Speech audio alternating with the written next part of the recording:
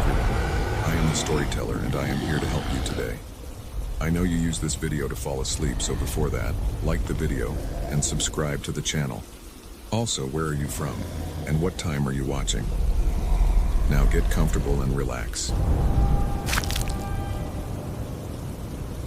The radio crackled to life at 11:47 p.m., cutting through the suffocating quiet of our patrol car.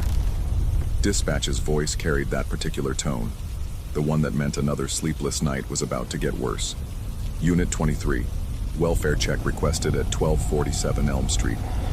Neighbor reports no activity for 3 days. Unusual smell.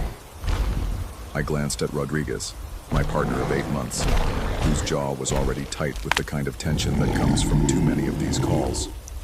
We'd both learned that welfare checks after midnight rarely ended well. The living don't usually require checking on. The drive through the residential neighborhood felt longer than it should have. Street lamps cast sickly yellow pools of light that seemed to dissolve rather than illuminate, leaving everything beyond their reach swimming in an impenetrable darkness. Houses sat like sleeping giants, their windows black and lifeless. Even the familiar hum of the engine sounded different tonight, strained, almost reluctant. 1247. Elm Street hunched between two well-maintained properties like a rotten tooth. Paint peeled from its siding in long curling strips that reminded me of shed skin. The lawn had surrendered to weeds weeks ago, maybe months. A newspaper, yellowed and bloated with moisture, lay abandoned on the front steps. The smell hit us before we'd even killed the engine, sweet and cloying, with an undertone that made my stomach turn. Rodriguez pressed his sleeve against his nose as we approached the front door. The porch light flickered erratically, casting our shadows in a nauseating dance against the warped boards beneath our feet. Each step creaked with a sound like breaking bones. I knocked first, 3 sharp raps that echoed too loudly in the stillness. When no answer came, I tried again, harder this time, calling out our identification. The silence that followed felt deliberate, almost mocking. Rodriguez circled to check the back while I tested the front door. The handle turned easily, too easily. The lock had been left undone, which should have been reassuring but somehow felt ominous instead. The door swung open with a groan that seemed to emanate from the house itself. The smell intensified as we crossed the threshold, wrapping around us like a living thing. Our flashlight beams revealed a living room frozen in time, magazines scattered across a coffee table, a half-empty cup of tea gone cold and moldy, a television that stared back at us with its blank dead screen. Dust motes danced in our lights like tiny spirits disturbed from their rest. The floorboards beneath our feet protested every step, their groans harmonizing with the settling sounds of the old house. Somewhere in the walls, pipes ticked and whispered secrets we couldn't understand. The air itself felt thick, almost breathable, as if the house had been holding its breath for days. We found her in the bedroom. The elderly woman lay in her bed, covers pulled up to her chin with an almost ceremonial precision. Her white hair spread across the pillow like spilled milk, and her skin had taken on a waxy, translucent quality that made the veins beneath visible as dark rivers. Her eyes were closed, her mouth slightly open. Everything about the scene suggested peaceful passing. Everything except the wrongness that crawled up my spine like ice water. Rodriguez stepped closer, his flashlight beam steady on her face. I remained in the doorway, fighting an inexplicable urge to flee. There was something about the way she lay there, something that didn't quite fit the narrative of natural death we were constructing. That's when I noticed her fingers. They rested atop the covers, but they weren't quite still. Not moving exactly, but there was a quality to their positioning that suggested recent motion, as if they'd just finished grasping at something we couldn't see. The nail beds were darkened, not with decay but with something else, something that looked almost like soil. Rodriguez leaned in to check for a pulse, his hand hovering over her wrist. The moment his fingers made contact, her eyes snapped open, not gradually, not the slow flutter of someone awakening. They opened all at once, wide and white and completely without iris or pupil. Just endless, milky expanses that reflected our flashlight beams like twin moons. Her mouth opened too, releasing a sound that wasn't quite a moan, wasn't quite a whisper. but something in between that seemed to come from everywhere at once. Rodriguez jerked backward so violently he crashed into the wall behind him. I stumbled over my own feet trying to back out of the room, my heart hammering against my ribs. The flashlight beam wavered wildly, sending shadows careening across the ceiling like panicked birds. But she wasn't moving. Not really. Her body remained in the same position, covers undisturbed, that ceremonial arrangement intact. Only her eyes tracked our movement with an awareness that felt both ancient and hungry. Her mouth worked soundlessly now, as if she were trying to speak but had forgotten how words functioned. The rational part of my brain, the part trained to assess situations and respond appropriately, kicked in with explanations, muscle spasms, post-mortem reflexes, medical conditions that could cause such phenomena. But the primitive part, the part that had kept humans alive through millennia of darkness, was screaming warnings I couldn't ignore. We called for an ambulance from outside the house, neither of us willing to remain in that bedroom any longer than necessary. Rodriguez's voice shook as he gave our location and situation to dispatch. I found myself scanning the windows of the house, watching for movement that logic told me wouldn't come. The paramedics arrived 18 minutes later. I know because I counted every second. They entered the house with the confidence of professionals who'd seen everything the human body could do in its final stages. When they emerged 20 minutes after that, their expressions had changed. The crew chief found us standing by our patrol car, still too wired to sit. He pulled off his gloves with deliberate movements, his eyes not quite meeting ours. "Stroke," he said simply. "Recent one. Probably happened sometime yesterday. She's alive, but barely. We're transporting her now." Rodriguez nodded, but I caught something in the paramedic's tone, a careful neutrality that suggested there was more he wasn't saying. I watched as they wheeled her out on the gurney. The sheet covered her completely now, but as they loaded her into the ambulance, I could have sworn I saw movement beneath the fabric. Small, rhythmic motions that reminded me of breathing, or perhaps something else entirely. The call should have ended there. We filed our report, cleared the scene, and returned to patrol. But as the days passed, the incident refused to settle into the neat category of unusual but explainable. Details that should have faded instead sharpened in my memory, taking on significance I couldn't rationalize away. The way her eyes had opened, not like someone regaining consciousness, but like something that had been watching us all along, finally deciding to reveal itself. The sound she'd made, was it really a moan, or had it been something more deliberate? Something that might have been words in a language I didn't recognize. I started having dreams about that house. In them, I would return alone, drawn by a compulsion I couldn't resist. The front door would be open, waiting. Inside, the house would be exactly as we'd left it, except for the bedroom. The bed would be empty, covers thrown back in haste, and muddy footprints would lead from where she'd lain to the window, which would be open, screen torn, as if something had pushed through from the inside. Rodriguez noticed my distraction during shifts. He'd ask if I was all right, and I'd nod and deflect, but I could see the concern growing in his eyes. How could I explain that I'd started checking obituaries compulsively, looking for news of an elderly woman who died in the hospital? How could I tell him that when I found no such notice, relief and terror battled for dominance in my chest? 2 weeks after the call, I drove past 1247 Elm Street during my off hours. I told myself it was idle curiosity, but my hands were shaking as I turned onto the street. The house looked exactly the same, abandoned, deteriorating, windows dark. But the front door was open. I sat in my car for 20 minutes, engine running, telling myself to drive away. The rational explanations lined up neatly. Someone from the family had come to clean out the house. Real estate agents were showing the property. Squatters had taken up residence. Simple, logical possibilities that explained everything. But none of them explained the figure I glimpsed moving past one of the upstairs windows.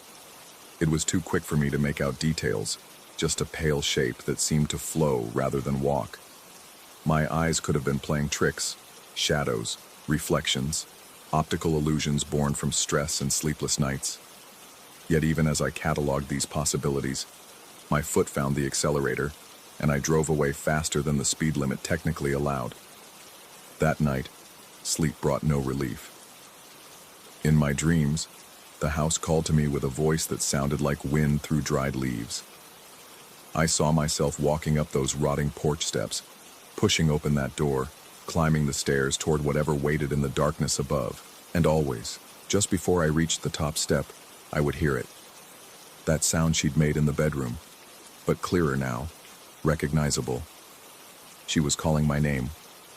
I woke with the certainty that something fundamental had shifted in the world, some barrier between the possible and impossible, worn thin by repetition and attention. The logical mind that had served me through 8 years of police work insisted this was trauma response, stress manifestation, the brain's attempt to process an unusual but ultimately mundane experience. But in the small hours before dawn, logic felt fragile as tissue paper. 3 nights later, dispatch sent us back to Elm Street. Different house this time, 1251, 4 doors down. Noise complaint from neighbors who reported hearing someone moving around in what they knew to be an empty property. The complainant had been specific. Footsteps in the upstairs rooms, going back and forth, like someone pacing. As we pulled up to the address, my eyes found 1247 automatically. The house sat in its familiar decay, but something was different. The upstairs windows, which had been dark during my previous drive-by, now showed a faint, flickering light. Not electric, but something warmer and more unsteady. Candlelight, perhaps, or a flashlight with dying batteries. Rodriguez was already out of the car, heading toward 1251. I forced myself to follow, though every instinct screamed at me to keep my back to the street, to not turn my eyes away from that impossible light. The investigation at 1251 turned up nothing. No signs of forced entry, no evidence of occupancy, no explanation for the sounds that had prompted the call. But as we returned to our patrol car, I heard it clearly in the stillness of the night. Footsteps from the direction of 1247. Slow, deliberate steps across wooden floors. Steps that paused, as if the walker had stopped to look out a window. Steps that resumed with what sounded unmistakably like purpose. Rodriguez heard them too. I saw it in the way his hand moved instinctively toward his service weapon, in the quick glance he shot toward the source of the sound. But when I started walking toward 1247, he caught my arm. "Don't," he said quietly. "Whatever's happening there, it's not our call." He was right, of course. We had no legal authority to investigate, no reasonable suspicion to justify entry. Whatever was occurring in that house existed in the gray area between police work and something else entirely. Something that uniforms and badges and rational procedure weren't equipped to handle. I let him guide me back to the car, but I didn't stop listening. The footsteps continued as we drove away, and in my peripheral vision I caught glimpses of movement in those upstairs windows. Shadows that moved against the light with a rhythm that matched the sounds we could hear.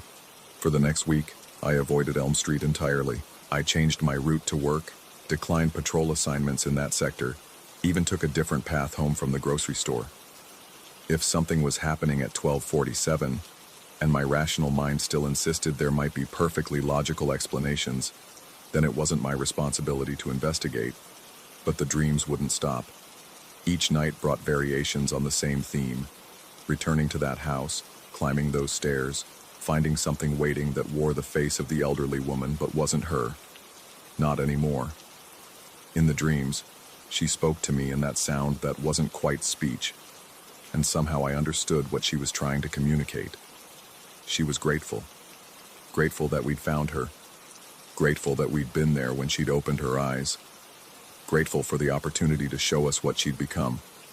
The dreams always ended the same way, with the understanding that gratitude required reciprocation, that something had been offered and something was expected in return. A visit, a conversation, an acknowledgement of the bond forged in that moment when her eyes had opened and found ours watching. I began to research stroke symptoms, medical explanations for the phenomena we'd witnessed. The information I found was both reassuring and disturbing. Stroke patients could indeed exhibit unusual behaviors, confusion, disorientation, even apparent supernatural manifestations that had logical neurological explanations. But none of the literature addressed cases where the patient exhibited awareness and intent, that seemed to transcend their physical condition. More troubling were the gaps in my research. Hospital records that should have existed, but didn't. Ambulance reports that had been filed, but couldn't be located. Even Rodriguez, when I tried to discuss the incident, seemed to remember details differently than I did. Not dramatically, just small discrepancies that undermined my confidence in my own recollections. Had her eyes really been completely white? Or was that a trick of flashlight illumination? Had the sound she made actually resembled speech? Or was my memory unconsciously editing the experience to make it more significant? The uncertainty was almost worse than the certainty of supernatural encounter would have been. On the 15th night after the original call, I woke to find myself dressed and standing by my front door, car keys in my hand. I had no memory of getting out of bed, no conscious decision to prepare for a journey, but my body had made a choice my mind hadn't authorized. The drive to Elm Street happened in a fog of automatism. I was aware of turning the key, of the engine starting, of streetlights passing overhead, but it all felt distant and unreal. Only when I parked across from 1247 did full consciousness return, along with the terrifying understanding that I hadn't driven there alone. The presence was subtle but unmistakable, a sense of companionship, of shared purpose, that made the car feel crowded despite my solitary occupancy. It wasn't malevolent, which somehow made it more unnerving. It felt familiar, like something that had been with me for weeks, growing stronger, more defined, waiting for me to notice. The house waited too. Every window was dark now, but the darkness felt active rather than empty. Behind that blackness, something was aware of my arrival, something that had been expecting me. I sat in the car for an hour, engine off, hands gripping the steering wheel until my knuckles ached. The rational part of my mind cataloged explanations for my presence there: sleepwalking, stress response, subconscious fascination with an unusual case. But those explanations felt hollow, inadequate to explain the sense of anticipation that filled the air like humidity before a storm. When I finally drove home, I carried the certainty that I would return, not might return, would return. The decision had been made by something deeper than conscious choice, and resistance would only delay the inevitable. The next morning brought news that should have ended everything. Rodriguez mentioned, almost casually, that he'd heard the elderly woman from the welfare check had recovered more fully than expected.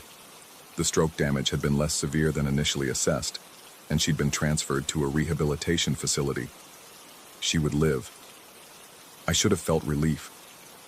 Instead, the news filled me with a dread so profound it was almost nauseating. If she was alive and recovering, then what had I been sensing? What had been calling to me in dreams? What presence had ridden with me to Elm Street in the early hours of morning? That night, I didn't dream at all. For the first time in weeks, sleep brought complete darkness and silence. But when I woke, I found a note on my nightstand, written in my own handwriting but containing words I didn't remember forming. She remembers you too. I stared at the note for 20 minutes, searching my memory for any trace of writing it. Nothing. The handwriting was unmistakably mine. I recognized the particular way I formed the letter R, the slight rightward slant that had been consistent since childhood. But the act of creating it had been entirely erased from my consciousness. The implications were too vast and terrible to fully contemplate. If I was writing notes with no memory of doing so, what else might I be doing? Where might I be going? What conversations might I be having with things that shouldn't exist? I called in sick that day and drove to the rehabilitation facility. I told myself I was seeking closure, confirmation that the woman was indeed alive and well, proof that my experiences had rational explanations. But as I walked through the sterile hallways, following signs toward the stroke recovery wing, I knew I was lying to myself. I found her in room 237, sitting by a window that looked out onto a small garden. The afternoon light fell across her face, revealing features that were simultaneously familiar and foreign. She looked older than she had in the bedroom, more fragile, but there was an alertness in her eyes that hadn't been there before, an awareness that seemed to extend beyond her immediate surroundings. When she saw me in the doorway, Her face broke into a smile that was both warm and terrible. "Officer," she said, and her voice was exactly as I'd imagined it would be. "I was wondering when you'd come to visit." The conversation that followed exists in my memory like a half-remembered dream. We spoke. I'm certain of that.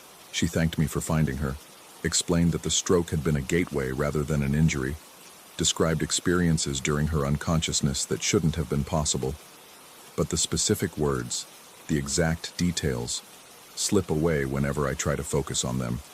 What remains is the understanding we reached, the acknowledgement of connection, the agreement that some bonds, once formed, cannot be severed by mere physical separation or rational dismissal. When I left the facility, I carried with me the certainty that the woman in room 237 was exactly who she appeared to be. A stroke survivor, recovering steadily, grateful for the intervention that had saved her life. I also carried the equally certain knowledge that she was something else entirely. Something that had noticed our presence that night, remembered our faces, and chosen to maintain contact across whatever void separates the living from the something else. The contradiction should have driven me to madness. Instead, it brought a strange peace. There are things in the world that exist beyond the boundaries of rational explanation, and acknowledging them doesn't require understanding them. Some experiences demand acceptance rather than analysis. I still patrol the streets, still respond to calls, still file reports in neat logical language. But now I know that the world contains spaces where logic becomes optional, where the impossible and the everyday coexist without contradiction. I know because I've stood in those spaces, looked into eyes that shouldn't have opened, and heard gratitude expressed in sounds that weren't quite words. And sometimes, late at night when the radio is quiet and the streets are empty, I think about room 237 and wonder if she's looking out her window, watching for familiar faces in the darkness. Sometimes I wonder if she's still there at all, or if what I visited was something else wearing the shape of recovery and normalcy. But mostly, I try not to wonder anything at all. Some questions are too dangerous to ask, and some answers change you in ways that can't be undone. The world is stranger than we allow ourselves to believe, and sometimes that strangeness notices us noticing it. When that happens, the best you can hope for is that it finds you interesting rather than threatening. I think I was very, very lucky. Or perhaps luck had nothing to do with it at all. Story 2. The realtor's key felt heavier than it should have as I turned it in the ornate brass lock. The house on Elm Street had been empty for 3 years, and the musty smell that greeted me spoke of neglect and secrets kept in darkness. Built in 1923, the Victorian structure stood like a weathered sentinel among the newer homes, its wraparound porch sagging under the weight of too many seasons. I'd come to appraise the property for the bank, a routine evaluation that should have taken 2 hours at most. The morning sun filtered through grimy windows, casting fractured patterns across hardwood floors that creaked with each step. Dust motes danced in the amber light like tiny spirits, and I found myself holding my breath more often than necessary. The front parlor retained hints of its former grandeur.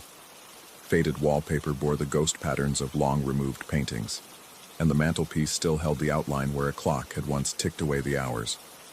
I pulled out my measuring tape and clipboard, forcing myself to focus on the mundane task of documentation. Square footage, structural integrity, marketability. These were solid, quantifiable things that couldn't deceive or mislead, but the house seemed to resist my attempts at clinical assessment. As I moved from room to room, I became increasingly aware of the sounds the old structure made. Not just the expected settling and groaning of aged timber, but subtler noises that seemed to follow just at the edge of hearing. Soft scratching that could have been mice in the walls, or the whisper of fabric against wood. Occasional taps that might have been pipes expanding, or fingers drumming against glass. The kitchen retained an ancient gas stove and a porcelain sink stained brown with mineral deposits. Cabinet doors hung askew on corroded hinges, revealing shelves lined with yellowed newspaper from decades past. I bent to examine the flooring and noticed something peculiar.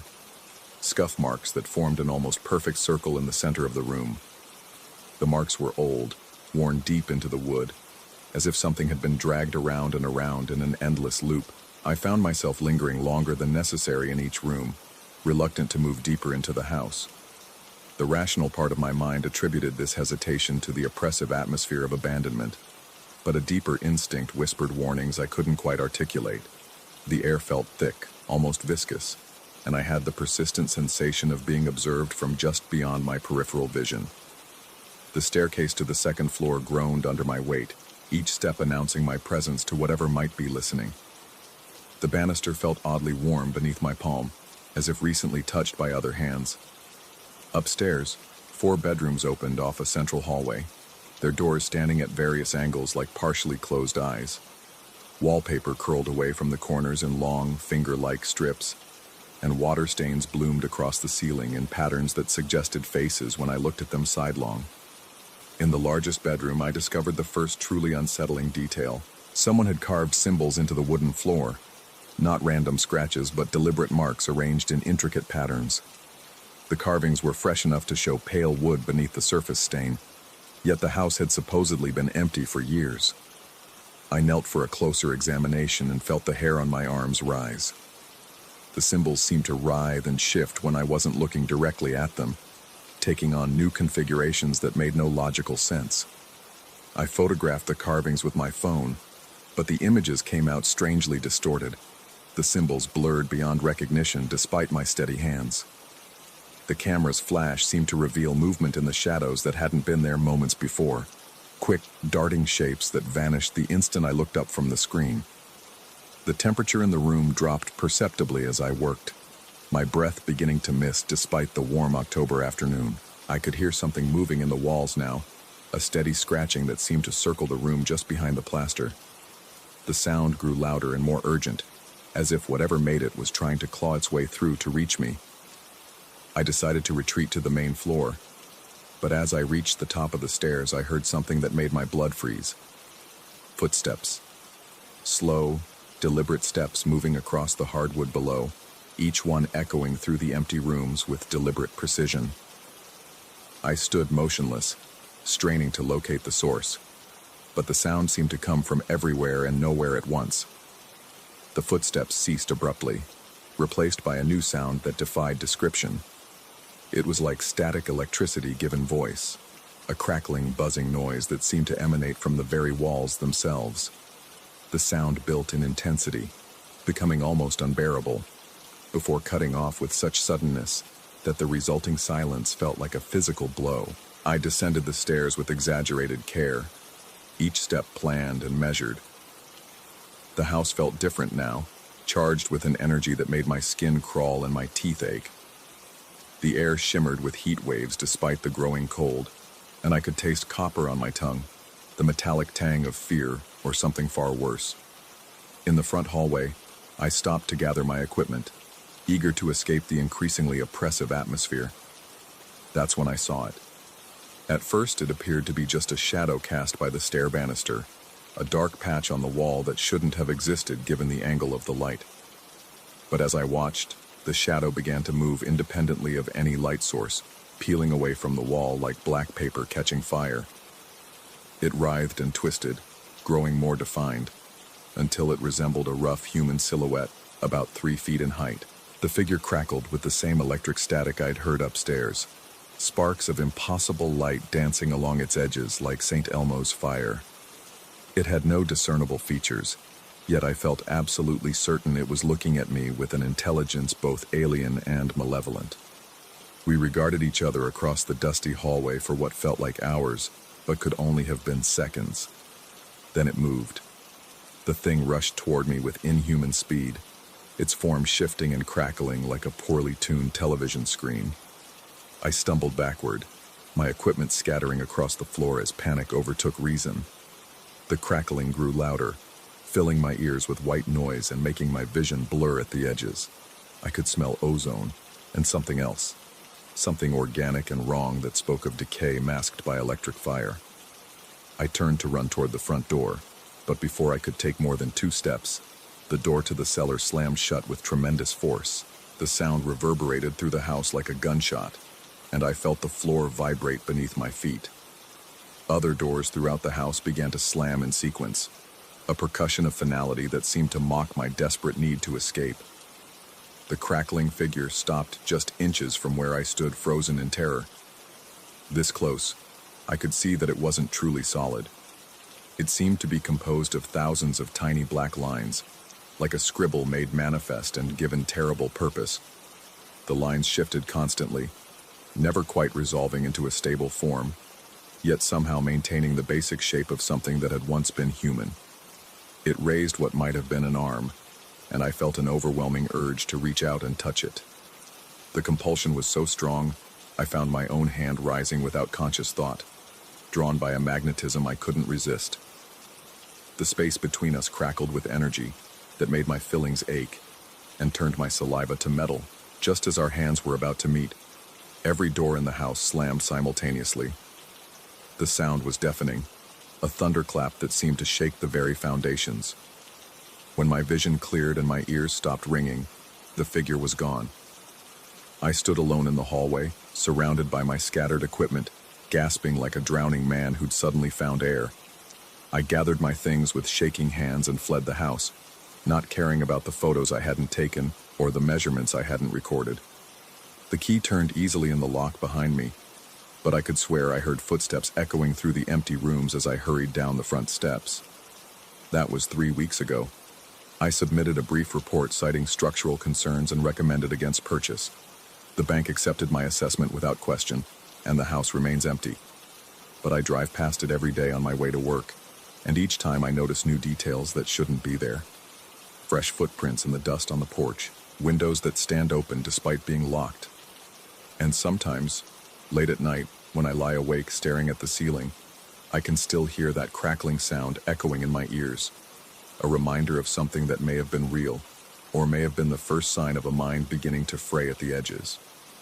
I've started seeing other shadows that move independently of their sources, brief glimpses in my peripheral vision of dark figures that vanish when I turn to look directly at them. My doctor suggests stress, perhaps brought on by the upcoming divorce and the pressures of work.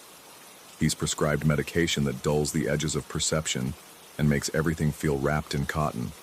But the pills can't explain the photographs I discovered on my phone, images I don't remember taking, showing rooms in the house I never entered. In each picture, if I look carefully, I can make out a small, dark figure standing in the corner, crackling with electric light, and watching the camera with what might be eyes.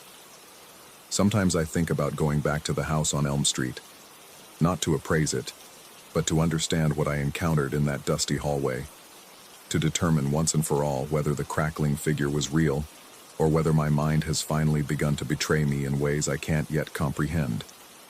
The key to the house still sits in my desk drawer, heavier than it should be, waiting.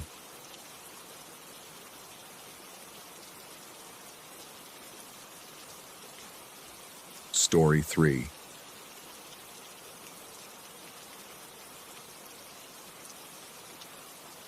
The coffee had long gone cold in my cup, but I couldn't bring myself to move.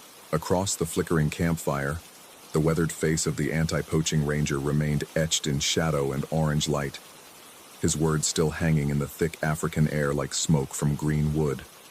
The silence stretched between us, punctuated only by the distant calls of nightbirds and the soft rustle of something moving through the tall grass beyond our camp's perimeter. I'd come to the reserve as a wildlife researcher, documenting leopard behavior patterns for a conservation grant. Simple work, really. Set up cameras, track movement, record data, academic and sterile. But 3 weeks into my stay, the stories began to find me. First whispered in fragments by the local guides, then reluctantly shared by the lodge staff, and finally, tonight, laid bare by this grizzled ranger whose eyes held the weight of too many sleepless nights. He'd told me about the guide first, a man who'd worked these lands for 15 years, knew every waterhole and game trail like the lines on his palm. But rules were rules in the reserve, and some boundaries weren't meant to be crossed. The restricted sector had been off limits for months, ever since the incidents began. Yet this guide, call him Thompson, had convinced a wealthy tourist that a night excursion into the forbidden zone would yield the ultimate leopard photographs. They'd left just after sunset, the ranger explained, his voice barely audible above the crackling flames. The jeep's engine had been heard growing fainter and fainter until it was swallowed entirely by the darkness. That was the last time anyone saw Thompson alive. The search party found the vehicle the next morning, its doors hanging open like broken wings. The equipment was scattered, cameras smashed, rifles missing, seats torn as if by massive claws. But no blood, no bodies, just deep gouges in the earth leading away from the jeep toward a cluster of fever trees, whose pale bark gleamed like bones in the morning sun. The tourist was discovered 3 days later, wandering naked and delirious near the main road, speaking in fragmented sentences about eyes in the darkness and whispers that came from inside his own skull. He was evacuated to a psychiatric facility in the capital and refused to speak about what had happened in the restricted zone. As for Thompson, they never found so much as a thread from his khaki uniform. But it was the second incident that had really shaken the ranger, and as he recounted it, I felt something cold and electric begin to crawl up my spine. A teenager from one of the luxury lodges, an American kid on safari with his family, had been staying in one of the elevated cabins that overlooked the river. Premium accommodations, the ranger noted bitterly. The kind of place where guests paid premium prices to feel like they were roughing it while enjoying room service and Wi-Fi. The boy had been on the private balcony of his family's cabin, sketching the landscape in a journal while his parents attended a wine tasting in the main lodge. Responsible kid, according to his mother. Always checking in, never wandering off alone. The kind of teenager who followed rules and respected boundaries. The last anyone saw of him, he was seated on the balcony's edge, feet dangling over the railing, pencil moving across the page in the dying light of sunset. A lodge employee had noticed him there while delivering fresh towels to a neighboring cabin. When the parents returned an hour later, the balcony was empty. The journal lay open on the wooden planking, a half-finished sketch of acacia trees bleeding off the page where the pencil had been dragged across the paper. What unsettled me most about the ranger's account wasn't what had happened. It was what happened afterward. The lodge immediately organized search parties, combing the banks of the river and the surrounding bush. They found tracks, all right. Leopard prints in the soft earth below the balcony, mixed with the smaller impressions of human feet. But the tracks didn't tell a story of attack or struggle. They suggested something far more disturbing, that the boy had climbed down from the balcony willingly, following the leopard into the darkness. The family left the next day, of course, but not before the lodge manager made a decision that still haunted the ranger months later. They tracked down the leopard responsible, a large male whose territory included the lodge grounds, and shot him. Professional hunters were brought in, and the animal was killed with clinical efficiency. The body was examined, the ranger told me, his voice dropping to almost a whisper. Standard procedure when a big cat was involved in a human disappearance. They needed to know if there were any remains, any evidence of what had transpired. But when they opened the leopard's stomach, they found nothing. No clothing, no human tissue, no bones. Just the normal contents of a cat that had been feeding on impala and warthog. Yet the boy was never found. The ranger paused then, poking at the fire with a long stick, sending sparks spiraling up into the star-scattered sky. When he spoke again, his words carried a weight that seemed to settle in my chest like a stone. The thing that bothered him most, he said, wasn't the disappearances themselves. In 30 years of working these lands, he'd seen people lost to everything from flash floods to charging buffalo. Nature was indifferent to human arrogance, and those who forgot that lesson rarely got a second chance to learn it. No, what bothered him was the pattern. The way both incidents seemed to revolve around that same restricted sector, the place where Thompson had taken his final ill-fated excursion. The way the missing people had seemed to go willingly, following something deeper into the wilderness instead of fighting against it. And most of all, the reports from other staff members about strange sounds coming from that forbidden zone, sounds that didn't match any known animal calls in the region. As he spoke, I found myself glancing repeatedly over my shoulder at the darkness pressing in around our camp.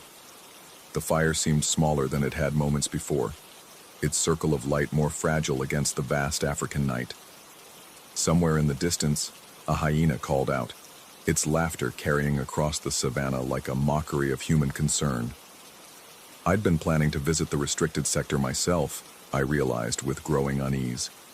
My research on leopard territorial behavior had led me to believe that the area might contain important denning sites or hunting corridors.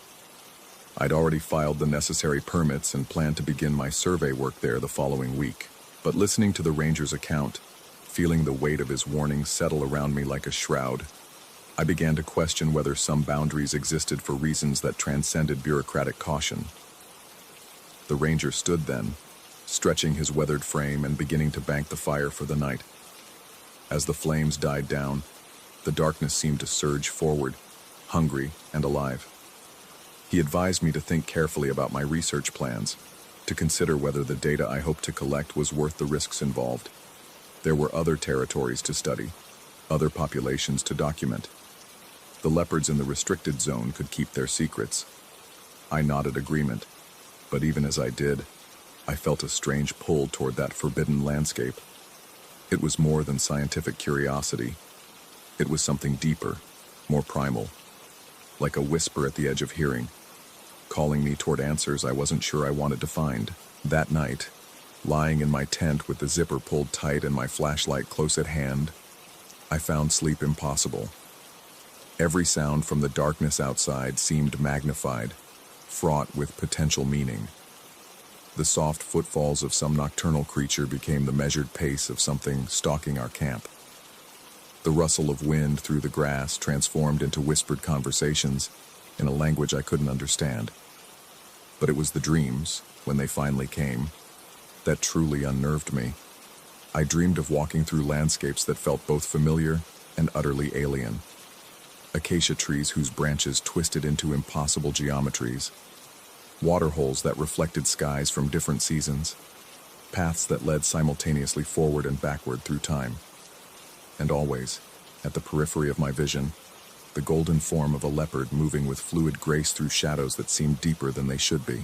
In the dream, I followed that cat willingly, eagerly even, my feet finding their own way along trails I'd never walked before. The leopard would pause occasionally, looking back at me with eyes that held an intelligence far beyond animal instinct, as if checking to ensure I was still following. And I was. Each time it moved forward, I felt compelled to continue, drawn by something that went beyond mere curiosity, into the realm of absolute necessity. I woke just before dawn, my heart racing and my skin slick with sweat despite the cool morning air.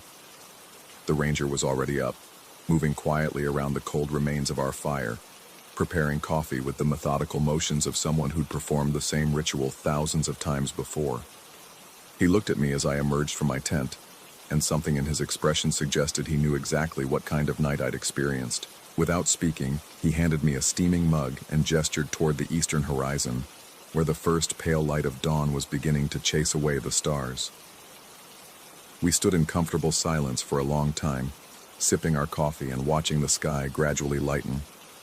Finally, the ranger spoke. The restricted zone would remain off-limits to my research, he informed me. New directives had come down from the Reserve Administration overnight. All permits for that area were being suspended indefinitely, pending further investigation into what he carefully termed environmental anomalies. I should have felt relieved.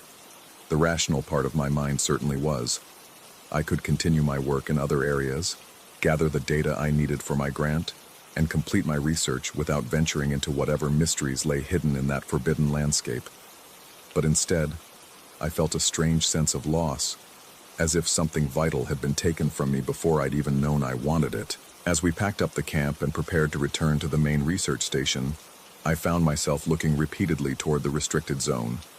From our position, it was invisible beyond a line of rocky hills that rose like sleeping giants from the savanna floor. But I could feel it there, waiting, patient as only the African wilderness could be. The ranger noticed my glances and offered one final piece of advice.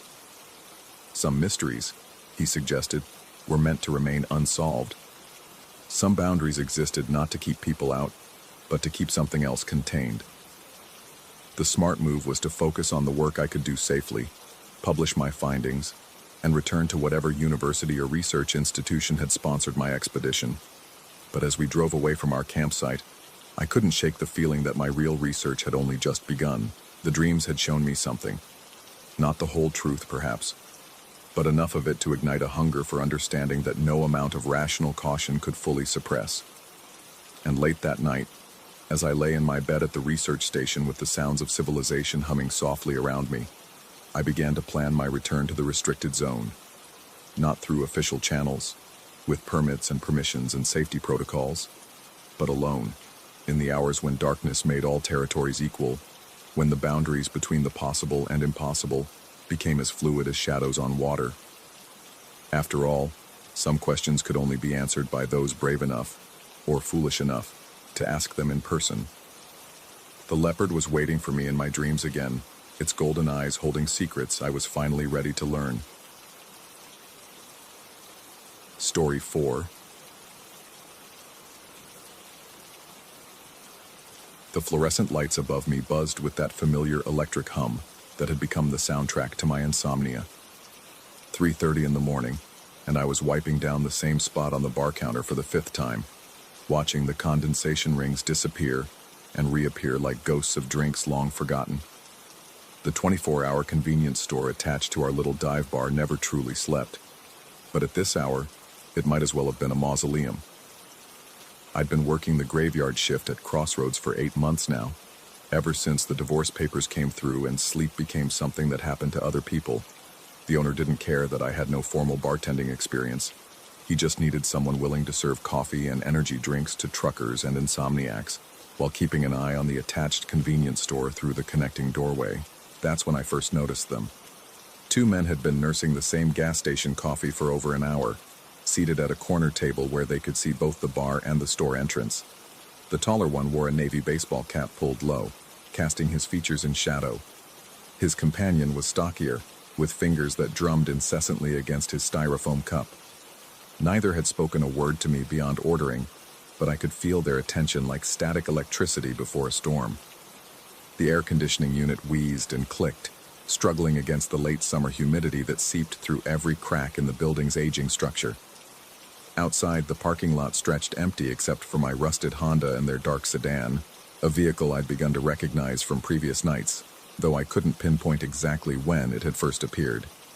I moved toward the connecting doorway to check on the convenience store side, my footsteps echoing hollowly against the linoleum. The night cashier, a sharp-eyed woman in her 50s whose name tag read Rivera, glanced up from her magazine.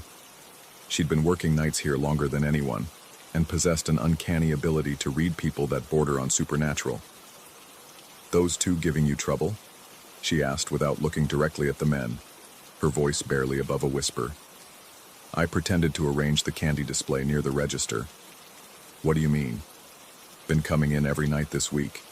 Always order the same thing. Always sit in the same spot. Always watching." Her eyes flicked toward the security monitor showing multiple angles of both establishments. Security noticed too. A chill crawled up my spine despite the oppressive heat. I hadn't realized they'd been coming in every night. The shifts blurred together in a haze of caffeine and artificial light, but now that she mentioned it, fragments of memory began coalescing. The baseball cap, the drumming fingers, the way they always arrived within 10 minutes of each other, never together, but clearly coordinated. The bell above the store entrance chimed, and a trucker stumbled in, seeking cigarettes and directions to the nearest motel. Rivera served him with professional efficiency while I retreated to the bar, acutely aware of how the 2 men's heads tracked my movement like security cameras. The taller one finally stood, his chair scraping against the floor with a sound like fingernails on chalkboard. He approached the bar with measured steps, each footfall deliberate and heavy. Up close, I could see his eyes, pale blue and unnaturally bright, as if lit from within. "Another coffee," he said, his voice carrying an accent I couldn't place. Not foreign exactly, but wrong somehow, like words spoken through water. I turned to the coffee pot, hands trembling slightly as I poured. When I set the cup before him, his fingers brushed mine, ice cold despite the sweltering night. He smiled, revealing teeth that were too white, too perfect. "You work here often?" The question sounded innocent enough, but something in his tone made my skin crawl. Most nights, I replied, stepping back toward the register. Long hours. Must get lonely. His companion had risen now, moving to stand by the connecting doorway, positioning himself between me and Rivera. Especially for someone going through changes. The blood in my veins turned to slush. How could he possibly know about the divorce, about the sleepless nights and the way my life had imploded? I opened my mouth to respond, but no words came. The stocky man's drumming intensified, now tapping against the doorframe in a rhythm that seemed to sync with my heartbeat. The fluorescent light above their table began to flicker, casting shifting shadows that moved independently of their bodies. "We should talk," the tall one continued, leaning against the bar. Outside, away from interruptions. I glanced toward Rivera, who had abandoned her magazine and was watching us with intense focus. Her hand rested near the phone, fingers poised to dial. The security camera in the corner swiveled slightly. Someone was definitely paying attention. "I'm working," I managed to say, my voice sounding foreign to my own ears. "Work can wait." The man's smile widened, and for a moment I could have sworn I saw too many teeth in his mouth. "We have a proposition for you. A new opportunity. Better hours, better pay, better everything." The words should have sounded appealing, but they landed like ice chips in my stomach. Everything about this felt wrong. The timing, the location, the way they moved with predatory grace. The way the shadows seemed to bend around them despite the harsh overhead lighting. "Thanks, but I'm not interested," I said, backing toward the register. The stocky man's drumming stopped abruptly, and the silence that followed felt pregnant with threat. The air grew thick, almost viscous, making each breath a conscious effort. The fluorescent lights flickered more violently now, strobing like a dying lighthouse. "Everyone's interested in something," the tall man said, his voice dropping to barely above a whisper. "We just need to find what motivates you." That's when Rivera appeared in the doorway, her expression grim but determined. "Gentlemen, I'm going to have to ask you to finish your coffee and move along. We're closing early tonight for maintenance." "The sign says 24 hours, the stocky man replied, his first words of the evening carrying a hint of menace. "Sign's wrong." Rivera's voice carried the authority of someone who dealt with every type of trouble this place could attract. "We close when I say we close." I noticed movement in my peripheral vision. A large man in a security uniform had materialized near the store's back office, his presence somehow reassuring despite the surreal circumstances. He wore no name tag, but moved with the confidence of someone who knew exactly how to handle difficult situations. The two men exchanged glances, some silent communication passing between them. The tall one's smile never wavered, but something shifted in his eyes, a predatory calculation that made my knees weak. "Of course," he said finally. "We understand completely."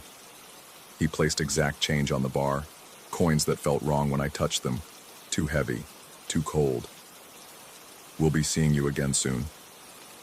They moved toward the exit with fluid synchronization, but paused at the door. The tall one turned back, his pale eyes finding mine across the room. "Dreams can be such fragile things," he said. "So easy to shatter. So easy to replace." The door chimed their departure, but the oppressive atmosphere remained. I watched through the window as they climbed into their sedan, noting how the vehicle seemed to absorb light rather than reflect it. The engine started with a sound like grinding metal, and they pulled away into the pre-dawn darkness. Rivera approached the bar, her face pale but resolute. "That was close," she said simply. "Close to what?" I asked, though part of me already knew the answer would only raise more questions. "You don't want to know."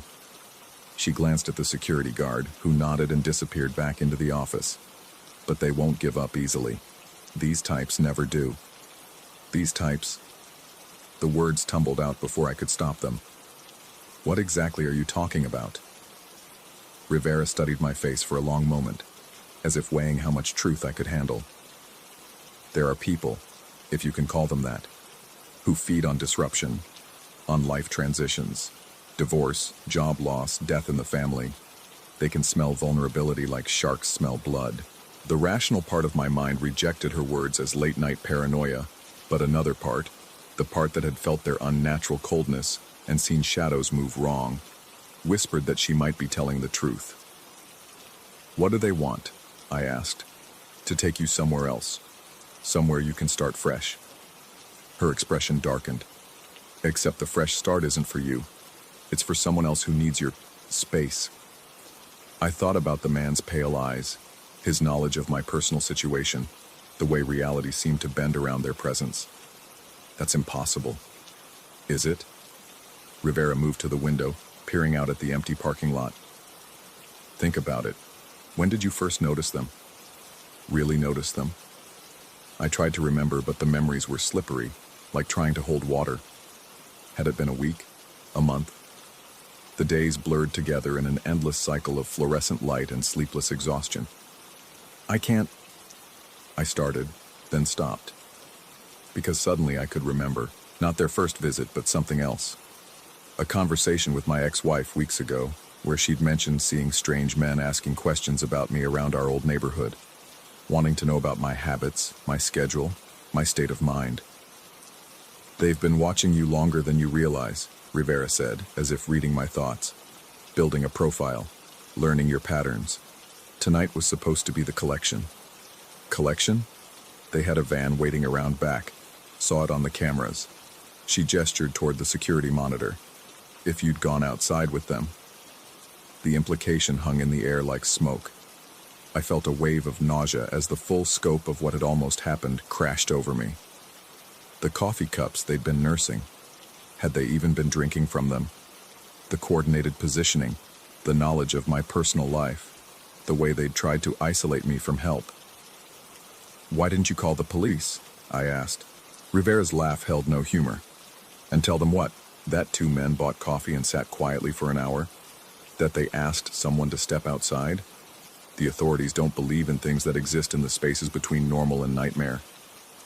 The security guard reappeared, his expression grim. "Vehicle's been circling the block for the past 10 minutes. They're not giving up." "Then we wait," Rivera said. "Morning shift comes in at 6. Daylight makes them less effective." We settled into an uneasy vigil, watching the monitors and listening for the sound of car engines. I found myself questioning everything: the nature of my observers, the reality of my own perceptions, the thin line between paranoia and survival instinct. As dawn approached, painting the sky in shades of gray and pale yellow, the oppressive atmosphere began to lift. The fluorescent lights seemed less harsh, the shadows more natural. By the time the morning cashier arrived, chirping about traffic and weather, the entire encounter felt like a shared hallucination. But the cold coins still sat on the bar where the tall man had left them, and when I picked them up, they seemed to whisper against my palm. Sounds like distant screaming, like doors slamming shut, like the final breath of something that had once been human. Rivera watched me examine the coins, her expression unreadable. "Throw them away," she advised. "Some payments aren't worth keeping." I wanted to ask more questions about who they really were, how she knew so much about them, whether this was over or just beginning. But the morning light streaming through the windows made such questions feel absurd, like asking about monsters under the bed while surrounded by coffee cups and candy bars. Instead, I pocketed the coins, telling myself I'd examine them more closely later. Rivera shook her head disapprovingly but said nothing more. As I prepared to leave for the day, exhaustion finally catching up with me, Rivera called out from behind the register, "Next week, your working days," she said firmly. "No arguments." I nodded gratefully and pushed through the exit, stepping into a world that suddenly felt vast and dangerous. My Honda sat alone in the parking lot, covered in morning dew that sparkled like scattered diamonds. Normal, ordinary, real. But as I drove home through empty suburban streets, I couldn't shake the feeling that normalcy was a thin veneer over something much darker. The coins in my pocket seemed to pulse with their own rhythm, and in my rearview mirror, I thought I glimpsed a dark sedan maintaining careful distance. Maybe Rivera was right about protective daylight. Maybe the night shift attracted things that shouldn't exist. Or maybe I was losing my mind, constructing elaborate paranoid fantasies to cope with the mundane horror of divorce and insomnia. The truth, I realized with growing unease, might be far worse than either possibility. Because as I pulled into my driveway, I noticed that my ex-wife's car was parked across the street, the car she'd sold 3 weeks ago. And through the windshield, barely visible in the morning shadows, I could see 2 figures watching my house with pale, unnatural eyes.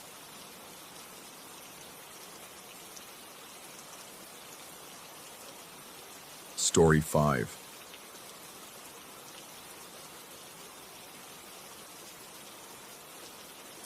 The stench hit me before I even reached the front door.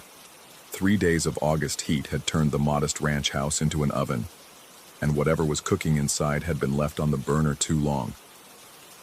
Mrs. Chen from next door had called it in. Hadn't seen her neighbor in nearly a week. Mail piling up, newspapers scattered across the driveway like yellow leaves. Standard welfare check, nothing I hadn't done 100 times before in my 15 years with the department. But the smell told a different story. I'd smelled death before. Traffic accidents, overdoses, the occasional heart attack that went undiscovered for days. This was different, sweeter, thicker. It clung to the inside of my nostrils and seemed to coat my throat with each breath. The kind of smell that follows you home and lingers in your uniform long after you've stripped it off. The front door was unlocked. Not unusual in this neighborhood, where people still trusted their neighbors and left their cars running while they grabbed coffee. I announced myself, more out of habit than hope. The silence that answered was complete, heavy, like the air itself had died. The living room looked normal enough. A recliner pointed toward a small television, remote control balanced on the armrest, stack of books on a side table, mysteries, the kind with dark covers and bold fonts. A coffee mug sat on the end table, a ring of mold floating on the surface like a tiny green island. That's when I heard it, a wet, rhythmic sound coming from down the hallway. Like someone eating soup, but slower, more deliberate. The sound of something being savored. My hand found my radio, thumb hovering over the call button. Protocol said to retreat, call for backup, wait for the coroner. But 15 years of muscle memory pulled me forward, one careful step after another down that narrow hallway. The floorboards creaked under my weight, each sound unnaturally loud in the thick silence. The smell grew stronger with each step.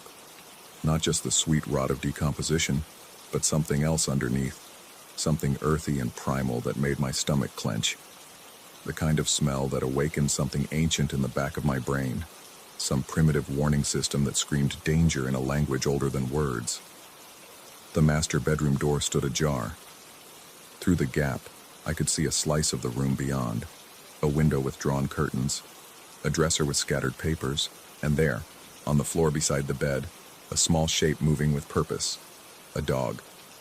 Terrier mix, maybe 15 pounds soaking wet, with matted brown fur and bright black eyes.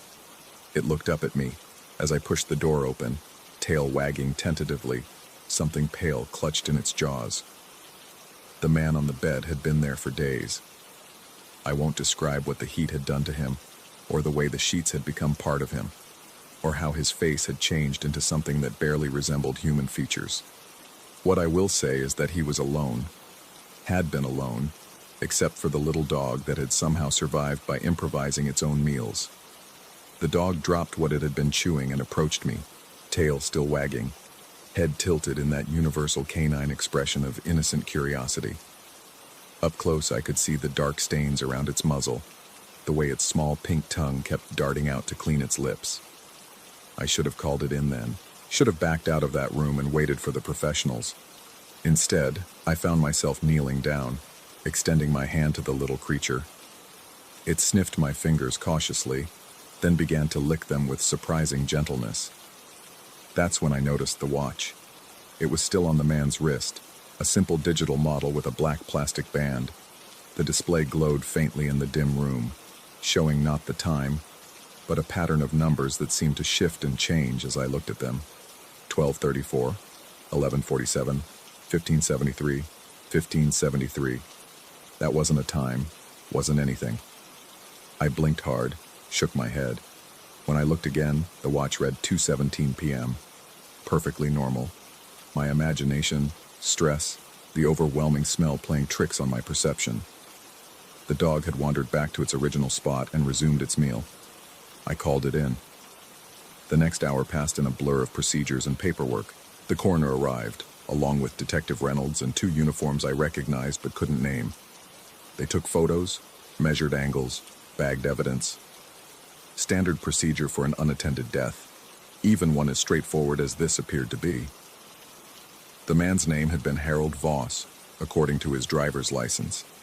63 years old, retired postal worker, no next of kin listed in any of his papers. His neighbor, Mrs. Chen, mentioned that he'd seemed depressed lately, had been talking about feeling useless since his retirement. The pistol beside the bed told the rest of the story, or seemed to. But something nagged at me as I watched the coroner's team prepare the body for transport. Something about the scene felt wrong, though I couldn't put my finger on what exactly. Maybe it was the dog's behavior, the way it seemed so calm, so content, despite what it had been doing. Maybe it was the watch, still displaying those impossible numbers every time I glanced at it. Or maybe it was the way Harold's eyes seemed to follow me as they lifted him onto the gurney. That night, I couldn't shake the image of the little dog. Animal control had taken it to the shelter, where it would likely be held for a few days before being put up for adoption. I found myself thinking about its bright black eyes, the way it had licked my fingers so gently after I called the shelter. The woman who answered sounded tired, distracted. Background noise of barking dogs and slamming cage doors made it difficult to hear her clearly. I explained about the dog from the Voss residence, asked about adoption procedures. "What dog?" she asked. "Brown terrier mix, about 15 pounds. Brought in this afternoon from a death scene on Maple Street." A pause. Papers rustling. "I don't show any intake from that address today. You sure you have the right shelter?" I was sure. Dead sure. I'd watched Officer Martinez load the dog into the animal control van myself, had even gotten the shelter's number from him, but the woman insisted they had no record of any animal from that address. I called Martinez directly. "What dog?" he asked, echoing the shelter worker's confusion. "There wasn't any dog at that scene. You feeling okay, partner? It was a rough one, I know, but..." He kept talking, but I couldn't focus on his words, because I was staring at my hand, at the fingers the dog had licked so gently. In the lamplight of my kitchen, I could see small marks on my knuckles, tiny puncture wounds, barely visible, arranged in a perfect semicircle. Bite marks. I spent the next 3 days trying to convince myself it had been a hallucination. Stress-induced psychosis, maybe, or some kind of delayed reaction to years of exposure to traumatic scenes. I'd heard of other cops experiencing similar episodes, seeing things that weren't there, remembering events that had never happened. But the bite marks were real enough. They were healing now, small scabs forming where tiny teeth had broken the skin. I found myself obsessing over them, touching them constantly, trying to remember the exact moment it had happened. The dog had been so gentle when it licked my fingers, but at some point, when? It must have bitten me. Except that according to everyone else, there had been no dog. On Thursday, I drove back to Harold Voss's house. The place stood empty now, yellow tape still stretched across the front door like a warning. The neighbors had already moved on, their lives uninterrupted by the brief drama that had played out next door. Mrs. Chen's curtains twitched as I parked across the street, but she didn't come out to talk. I sat in my patrol car for nearly an hour, watching the house and trying to understand what was happening to me.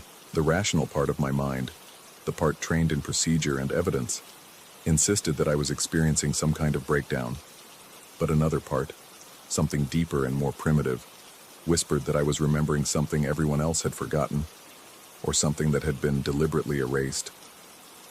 As the sun began to set, I noticed movement in one of the windows, just a flicker, barely visible through the closed curtains. Probably just a reflection, or shadows playing tricks as the light changed. But for just a moment, it had looked like something small moving back and forth across the glass.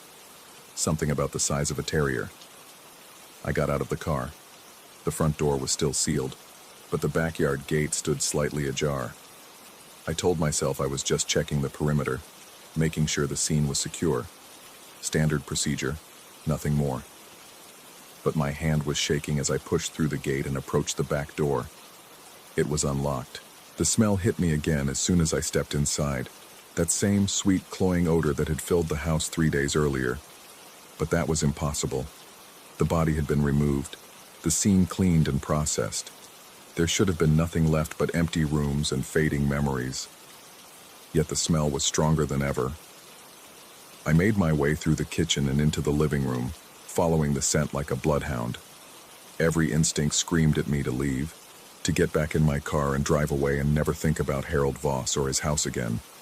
But I couldn't stop moving forward, couldn't resist the pull of whatever was waiting for me in that master bedroom. The door stood open now, wide enough for me to see the entire room. It was exactly as we'd left it. Stripped bed, scattered papers, empty space where Harold's body had lain. Nothing out of place, nothing that shouldn't have been there. Except for the watch. It sat on the nightstand where I remembered seeing it. Digital display glowing softly in the dim light. But that was wrong too. The watch had been removed with the body, bagged as evidence along with Harold's wallet and keys. I'd seen Reynolds tag it myself. I approached slowly, afraid to look too closely at the display, but I couldn't help myself. The numbers seemed to pulse with each step I took, changing and shifting in patterns that hurt to follow. 2391, 4715, 8888, and then, just for a moment, they stabilized. 12, Klaus, midnight, but my own watch showed 6:47 p.m. That's when I heard the sound again, that wet, rhythmic chewing coming from somewhere behind me. I turned slowly, dreading what I might see, but the room was empty. No dog, no movement, nothing but shadows and the lingering smell of decay. But the sound continued. It seemed to come from everywhere and nowhere, echoing off the walls in ways that defied acoustics. The sound of something small and determined working its way through something that shouldn't have been there. Something that had been missed, overlooked, forgotten by everyone except the creature that had found it. I backed toward the door, but my feet felt heavy, reluctant to carry me away from whatever revelation waited in that room. The sound grew louder, more insistent, as if responding to my attention, as if it wanted to be heard, as if it wanted to be remembered. "There's no dog," I said aloud, my voice barely a whisper in the thick air. There never was a dog. The chewing stopped. For a moment, the silence was absolute. Then, from somewhere in the darkness at the foot of the bed, came the soft sound of claws clicking against hardwood. Slow, deliberate steps moving in my direction. I ran. I don't remember leaving the house or getting back to my car. The next clear memory I have is sitting in my driveway at home, hands shaking as I tried to fit the key into my front door. It was nearly midnight. Somehow 6 hours had passed without me noticing, and my uniform was soaked with sweat despite the cool evening air. Inside, I went straight to the bathroom and stared at myself in the mirror. My face looked pale, drawn, older than it had that morning. But it was my hands that drew my attention. The bite marks were gone, not healed, gone. The skin was smooth and unblemished, showing no sign that anything had ever broken it. Yet I could still feel them, phantom sensations of tiny teeth pressing into my flesh. I called in sick the next day, and the day after that. When I finally returned to work, everyone treated me normally. No questions about the Voss case, no concerns about my mental state. According to the official report, Harold Voss had died alone in his bedroom, discovered by Officer Chen during a routine welfare check. No mention of a dog, no mention of anything unusual, no mention of me at all. It was as if I had never been there, as if my entire memory of that afternoon existed in some parallel reality that only I could access. The rational explanation was obvious. I had suffered some kind of psychotic break, confabulated an entire narrative around a straightforward death scene. It happens to cops more often than the department likes to admit. But late at night, when the house is quiet and I'm lying in bed staring at the ceiling, I can still hear it. The sound of small teeth working through something that shouldn't exist, in a room that should be empty, belonging to a creature that everyone insists was never there. the rhythmic, patient sound of something that knows the truth, even when everyone else has forgotten. And sometimes, just before I fall asleep, I can feel those gentle teeth against my fingers again. Not biting this time, but tasting, testing, learning the flavor of someone who remembers what others have been made to forget. The watch is still there, I think, still counting time that doesn't exist, in a house that should be empty, waiting for someone else to find it, to see what I saw, to remember what I remember. But they won't remember for long, because in the morning there will be no bite marks to prove it happened, no official report to confirm their story, no little dog with bright black eyes and dark stains around its muzzle to validate their memory. There will only be the sound, echoing in the corners of their mind, growing fainter with each passing day until they begin to doubt they ever heard it at all, until they convince themselves it was all just their imagination. Just like I'm trying to convince myself now, but I know better.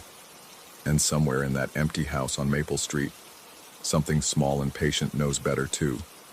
It's still waiting, still chewing, still remembering what the rest of us have been made to forget.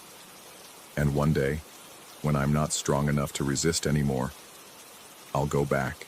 I'll walk through that unlocked door and down that narrow hallway, following the sound and the smell to their source. And this time, I won't run. This time, I'll remember everything, even if no one else ever will.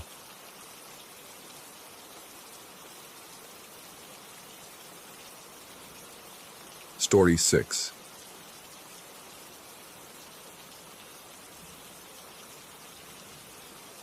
The house smelled like dust and forgotten prayers when I stepped through the front door that October evening. 23 years had passed since I'd last walked these halls, since I'd last heard the floorboards creak their familiar symphony under my feet. The estate lawyer had been apologetic about the delay in reaching me. Apparently, tracking down the only surviving relative of the Hartwell family had proven more challenging than expected. I set my overnight bag down in the foyer and absorbed the stillness. Everything remained exactly as I remembered from my childhood visits to Uncle Robert's place. The grandfather clock standing sentinel in the corner, its pendulum long since stilled. The faded floral wallpaper that had probably been fashionable sometime in the 1950s. The narrow staircase ascending into shadow. Even the smell was identical, a mixture of old wood, mothballs, and something else I couldn't quite identify. Something organic and earthy that seemed to emanate from the walls themselves. The property stretched across 12 acres of dense woodland, with the old Victorian house sitting like a weathered island in an ocean of oak and pine. Uncle Robert had been a reclusive man, preferring the company of his books and his trees to human interaction. I'd spent several summers here as a boy, running wild through those woods while the adults talked in hushed tones about things I wasn't supposed to understand. I moved through the house methodically, room by room, taking inventory of what would need to be sorted, sold, or discarded. The task felt overwhelming. Every surface was covered with the accumulated detritus of a long life lived in solitude. Stacks of yellowed newspapers, collections of smooth river stones, jars filled with unidentifiable dried specimens. In the study, leather-bound journals filled an entire wall of shelving, their spines worn smooth by countless readings. It was while I stood in that study, contemplating the magnitude of the sorting task ahead, that I first glimpsed movement through the window. Something small and quick darted between the tree trunks, too distant and too brief to identify with any certainty. The autumn light was failing, casting long shadows that seemed to shift and breathe with their own life. I pressed my face closer to the glass, trying to follow the movement. But whatever I'd seen had vanished into the gathering dusk. The sensation of being watched settled over me like a cold blanket. I found myself scanning the tree line more frequently, my eyes drawn irresistibly to the spaces between the trunks where darkness pooled like stagnant water. The feeling was irrational, I knew, but it persisted with the stubborn intensity of a childhood fear. That first night, I slept fitfully in Uncle Robert's old bedroom. The house seemed to expand and contract around me, creaking and settling with sounds that felt too deliberate to be random. Somewhere in the small hours, I was jerked awake by what sounded like footsteps on the front porch. I lay motionless, straining to hear, but the silence that followed was absolute. When I finally worked up the courage to check the window, the porch was empty, bathed in pale moonlight. The next morning brought crisp air and brilliant sunshine that made the previous night's fears seem foolish. I threw myself into the work of cataloging Uncle Robert's possessions, grateful for the distraction. Box after box of photographs revealed a life I'd never fully understood. Images of Uncle Robert as a young man, always alone, always outdoors, always looking over his shoulder as if expecting someone to follow. It was while sorting through these photographs that I found the journal entry that made my blood run cold. Uncle Robert's spidery handwriting described in meticulous detail the same sensation I'd experienced the day before, the feeling of being watched from the woods, the glimpses of movement that vanished the moment he tried to focus on them. But his entries went further, describing a small figure that appeared to be limping as it moved between the trees. "The boy is back again," one entry read. "Always just at the edge of vision, always moving away when I try to approach. There's something wrong with his gait, something broken in the way he carries himself. He's been coming closer to the house each day, though he never ventures into the open. I think he wants something from me, but I can't imagine what." The entries spanned decades, describing the same phenomenon occurring again and again. Uncle Robert had documented his attempts to photograph the figure, his efforts to track its movements, his growing obsession with understanding what he was seeing. The tone of the writing grew increasingly desperate as the years progressed, filled with references to sleepless nights and an oppressive sense of being stalked. I set the journal aside with trembling hands and walked to the study window. The woods looked peaceful in the afternoon sunlight, but I found myself searching the shadows with new intensity. Uncle Robert had died alone in this house, found days later by a neighbor who'd grown concerned about the overflowing mailbox. The official cause had been heart failure, but reading these entries, I wondered if something else had contributed to his final moments. The second night was worse than the first. I'd barely drifted off when a sound from outside brought me instantly awake, a rhythmic tapping, like someone knocking on wood. The sound seemed to circle the house, moving from window to window with deliberate precision. I followed it from room to room, always arriving just as it moved to the next location. When I finally worked up the nerve to look outside, I saw nothing but empty lawn and the dark wall of trees beyond. But as I stood at the kitchen window, something shifted in my peripheral vision. A small hunched shape moved awkwardly between the tree trunks, its gait clearly labored and uneven. The figure was too distant to make out clearly, but there was something horribly familiar about its movements, something that stirred memories I couldn't quite grasp. I grabbed a flashlight and headed for the back door, driven by a mixture of curiosity and determination that I couldn't explain. The night air was sharp against my skin as I stepped onto the back porch, the beam of my flashlight cutting a pale swath through the darkness. I called out, my voice swallowed immediately by the vast silence of the woods. The figure had vanished, but as I stood there in the darkness, I became aware of other sounds. The soft rustle of leaves where there was no wind, the crack of a branch somewhere in the distance, the barely audible sound of something moving through the underbrush. The sound seemed to be drawing closer, forming a loose circle around the house. I retreated inside and spent the rest of the night sitting in the kitchen with all the lights on, Uncle Robert's journal open before me. Page after page described experiences identical to my own, the same progression from curiosity to unease to outright terror. In his final entries, Uncle Robert wrote about dreams where he was being followed through the woods by something that called his name in a voice he recognized but couldn't place. The following morning, I found myself drawn back to the study window, scanning the tree line with an intensity that bordered on obsession. The rational part of my mind insisted that I was simply processing grief and stress in an unhealthy way, that the isolation and the weight of Uncle Robert's accumulated solitude were affecting my perception. But as the day wore on, I caught more glimpses of movement in the woods, always distant, always brief, always that same hunched, limping figure.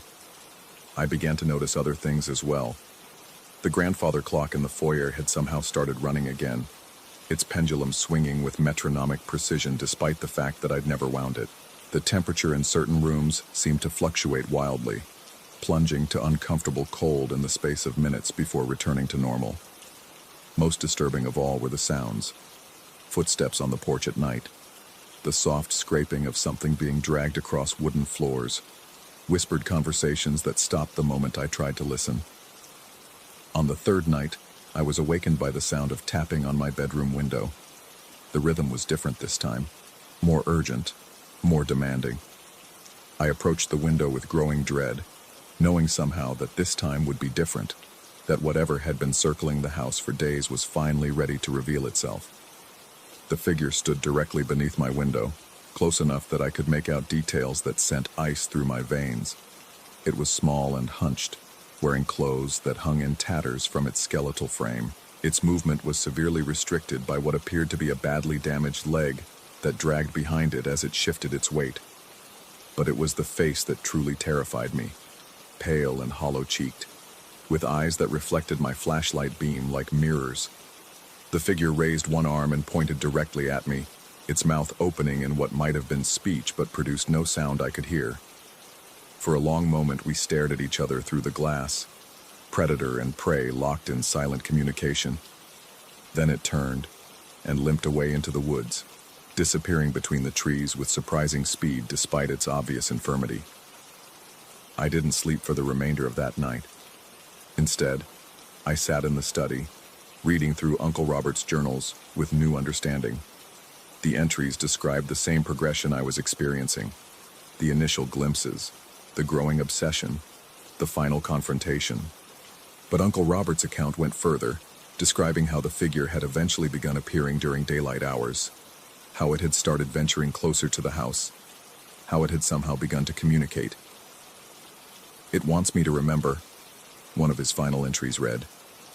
"There's something I'm supposed to know, something I've forgotten. The way it looks at me, there's recognition there, familiarity, but I can't place it, can't understand what it's trying to tell me. The dreams are getting worse. In them, I'm running through the woods, but I'm not myself. I'm someone smaller, someone younger, someone who's trying to get home but can't find the way." The fourth day brought no relief. The figure appeared repeatedly throughout the daylight hours, always maintaining its distance but never completely disappearing from view. It seemed to be studying the house, learning its routines, waiting for something. I found myself unable to focus on the sorting task, instead spending hours at the windows, watching and being watched in return. It was while searching through a box of Uncle Robert's personal effects that I discovered the photographs that changed everything. Hidden beneath layers of tissue paper were images I'd never seen before. Family photographs from decades past, showing faces I didn't recognize. But one photograph stopped me cold. It showed Uncle Robert as a young man, maybe 20 years old, standing in front of this very house. But he wasn't alone. Beside him stood a small boy, perhaps 8 or 9 years old, with the same dark hair and serious expression.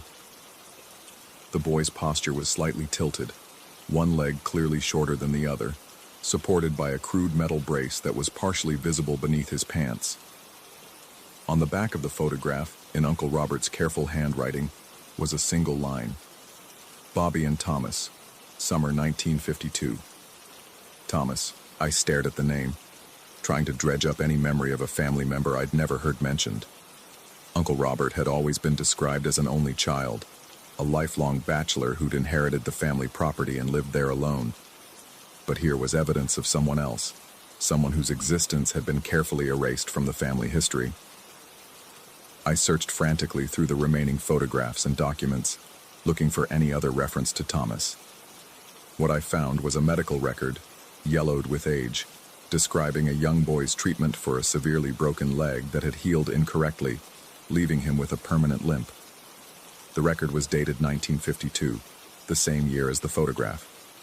But there were no other records of Thomas, no death certificate, no school records, no further photographs.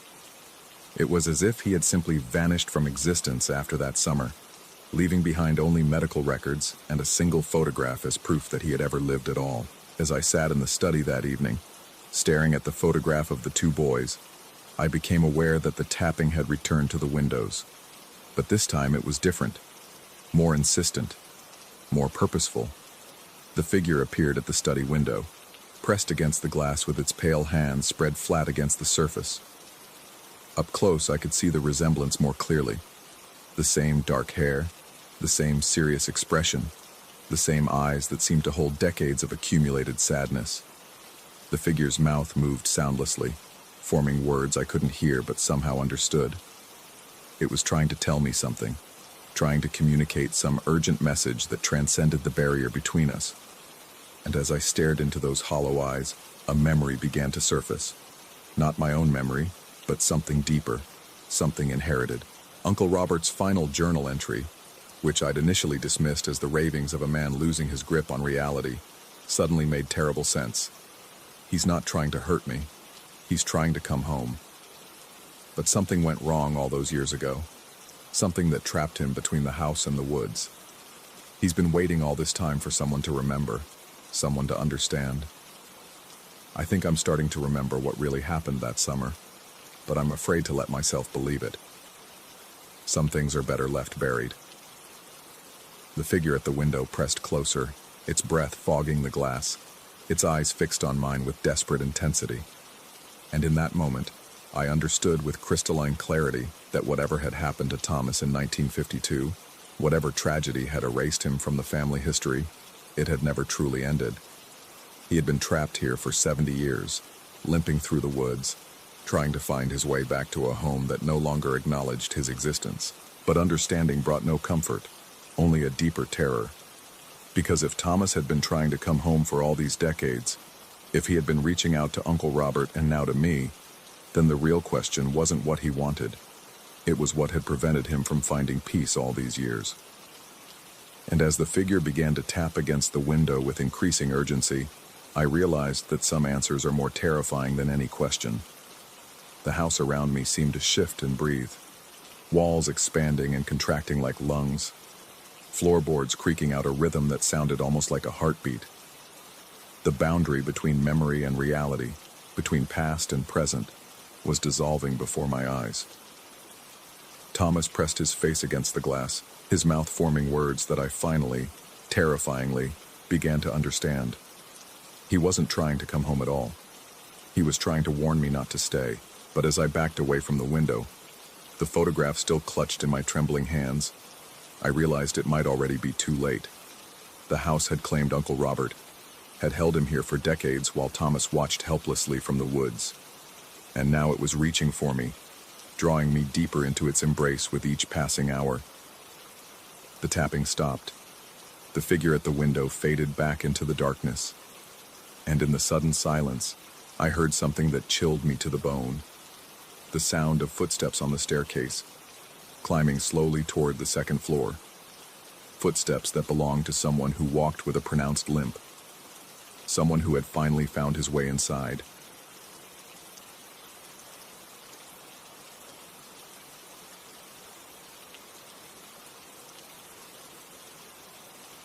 Story 7.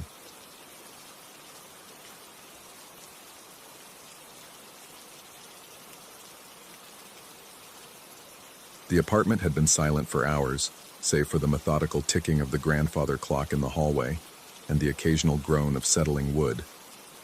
I'd been hunched over my laptop, the blue glow casting long shadows across the living room walls, when everything went dark. Not the gradual dimming of a brownout, but the absolute, instantaneous blackness that swallows sound itself. The hum of the refrigerator died. The clock stopped its metronomic rhythm. Even the distant murmur of traffic from the street below seemed to vanish, as if the darkness had consumed not just light, but life itself. I sat frozen, fingers still poised over keys that no longer existed in the void. The chair creaked as I shifted, the sound unnaturally loud in the vacuum of silence. Then I heard it, a scream, high-pitched and desperate, cutting through the darkness like a blade through silk. But it wasn't just any scream. It started close, somewhere in the building, maybe even my floor, then moved away with that unmistakable shift in pitch that comes when sound travels past you at speed. The Doppler effect, I realized, with the detached clarity that sometimes accompanies shock. The scream was moving, racing away from me through the darkness with impossible velocity. My heart hammered against my ribs as the sound faded into nothing, leaving behind a silence so complete it felt solid, pressing against my eardrums like deep water. I fumbled for my phone, fingers clumsy with adrenaline, but the screen remained black, dead. Then the light snapped on. The sudden illumination hit me like a physical blow, and I squinted against the harsh fluorescent glare that seemed too bright, too white after the absolute darkness. As my eyes adjusted, I saw her. She stood in the corner near the kitchen, impossibly still. One pale arm extended toward me as if reaching for something just beyond her grasp. Her hair was black, hanging in straight lines that framed a face I couldn't quite focus on, features that seemed to shift whenever I tried to look directly at them. She wore what might have been a dress, but the fabric appeared to absorb light rather than reflect it, creating a void in the shape of a person. I blinked, hard, the way you do when you're trying to clear an afterimage from your retinas. When I opened my eyes, she was gone. The apartment looked exactly as it had before the blackout. My laptop sat open on the coffee table, though its screen now showed only a cursor blinking on an empty document. The grandfather clock had resumed its ticking, but the time it displayed was wrong, hours ahead of what it should have been. I stood on unsteady legs, scanning every corner of the room. Nothing. No sign that anyone had been there. No disturbance in the careful arrangement of books and furniture, but the air felt different, charged with an electricity that made the hair on my arms stand on end. Sleep eluded me that night. I lay in bed staring at the ceiling, replaying those few seconds of illumination over and over. Had I really seen someone, or had my brain, starved of sensory input during the blackout, manufactured an image to fill the void? The rational part of my mind insisted on the latter, but rationality felt thin and inadequate in the hours before dawn. The next evening, I found myself dreading sunset. I'd spent the day researching power outages in the area, finding nothing that matched what I'd experienced. The electric company had no record of any disruption to service. My neighbors, when I casually asked, reported no problems with their power. I was sitting in the same chair, laptop open to the same empty document, when it happened again. This time, I was ready for the darkness, but not for the sound that preceded it. A soft tapping, like fingernails on glass, came from the direction of the kitchen window. Then everything went black, and in that absolute silence, I heard breathing that wasn't my own. Slow, measured inhalations and exhalations, coming from somewhere near the corner where she had stood. I held my breath, straining to pinpoint the source, but the sound seemed to move around the room like smoke, never quite where I thought it was. The lights returned with their violent brightness, and there she was again, closer this time. Near the couch, still reaching, still impossibly motionless. Her dark eyes, or what I took to be eyes, seemed to look through me rather than at me, focused on something behind or beyond my position. This time, I forced myself to keep looking, to study her face, to prove to myself that she was real or not real. But the harder I tried to focus, the more her features seemed to blur and shift, like looking at something underwater. The only constant was that reaching hand, pale fingers stretched toward me with desperate urgency. I spoke into the silence, my voice cracking with disuse and fear. "What do you want?" The words seemed to hang in the air for a moment before being absorbed by the oppressive quiet. Then, as if my voice had broken some spell, she was gone again. But this time, something had changed. The temperature in the room had dropped noticeably, and I could see my breath forming small clouds in the suddenly frigid air. Frost was beginning to form on the inside of the windows, delicate patterns that looked almost like writing in a language I couldn't read. Over the following days, the blackouts became regular occurrences, always at the same time, always preceded by that soft tapping. The duration seemed to be increasing, and with each episode, she appeared closer, more substantial. What had begun as a vague silhouette was becoming increasingly defined, though her face remained an unsettling blur of shifting shadows. I tried leaving the apartment during the evening hours, spending time at coffee shops and bookstores, anywhere with bright lights and other people. But no matter where I went, the darkness found me. In bathroom stalls, in empty aisles between shelves, in the space between streetlights on my walk home. And always, when the lights returned, she was there, reaching, pleading with her outstretched hand. Sleep became impossible. Food lost its taste. I found myself avoiding mirrors, afraid of what I might see standing behind my own reflection.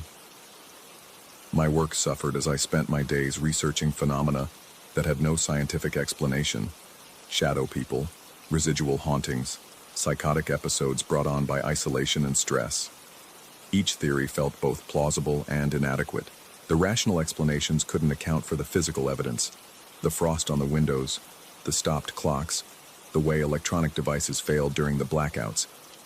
But the supernatural theories required accepting that everything I understood about reality was fundamentally wrong. 2 weeks after the first incident, I made a discovery that sent ice through my veins. While cleaning out old boxes in the bedroom closet, I found a newspaper clipping I didn't remember saving.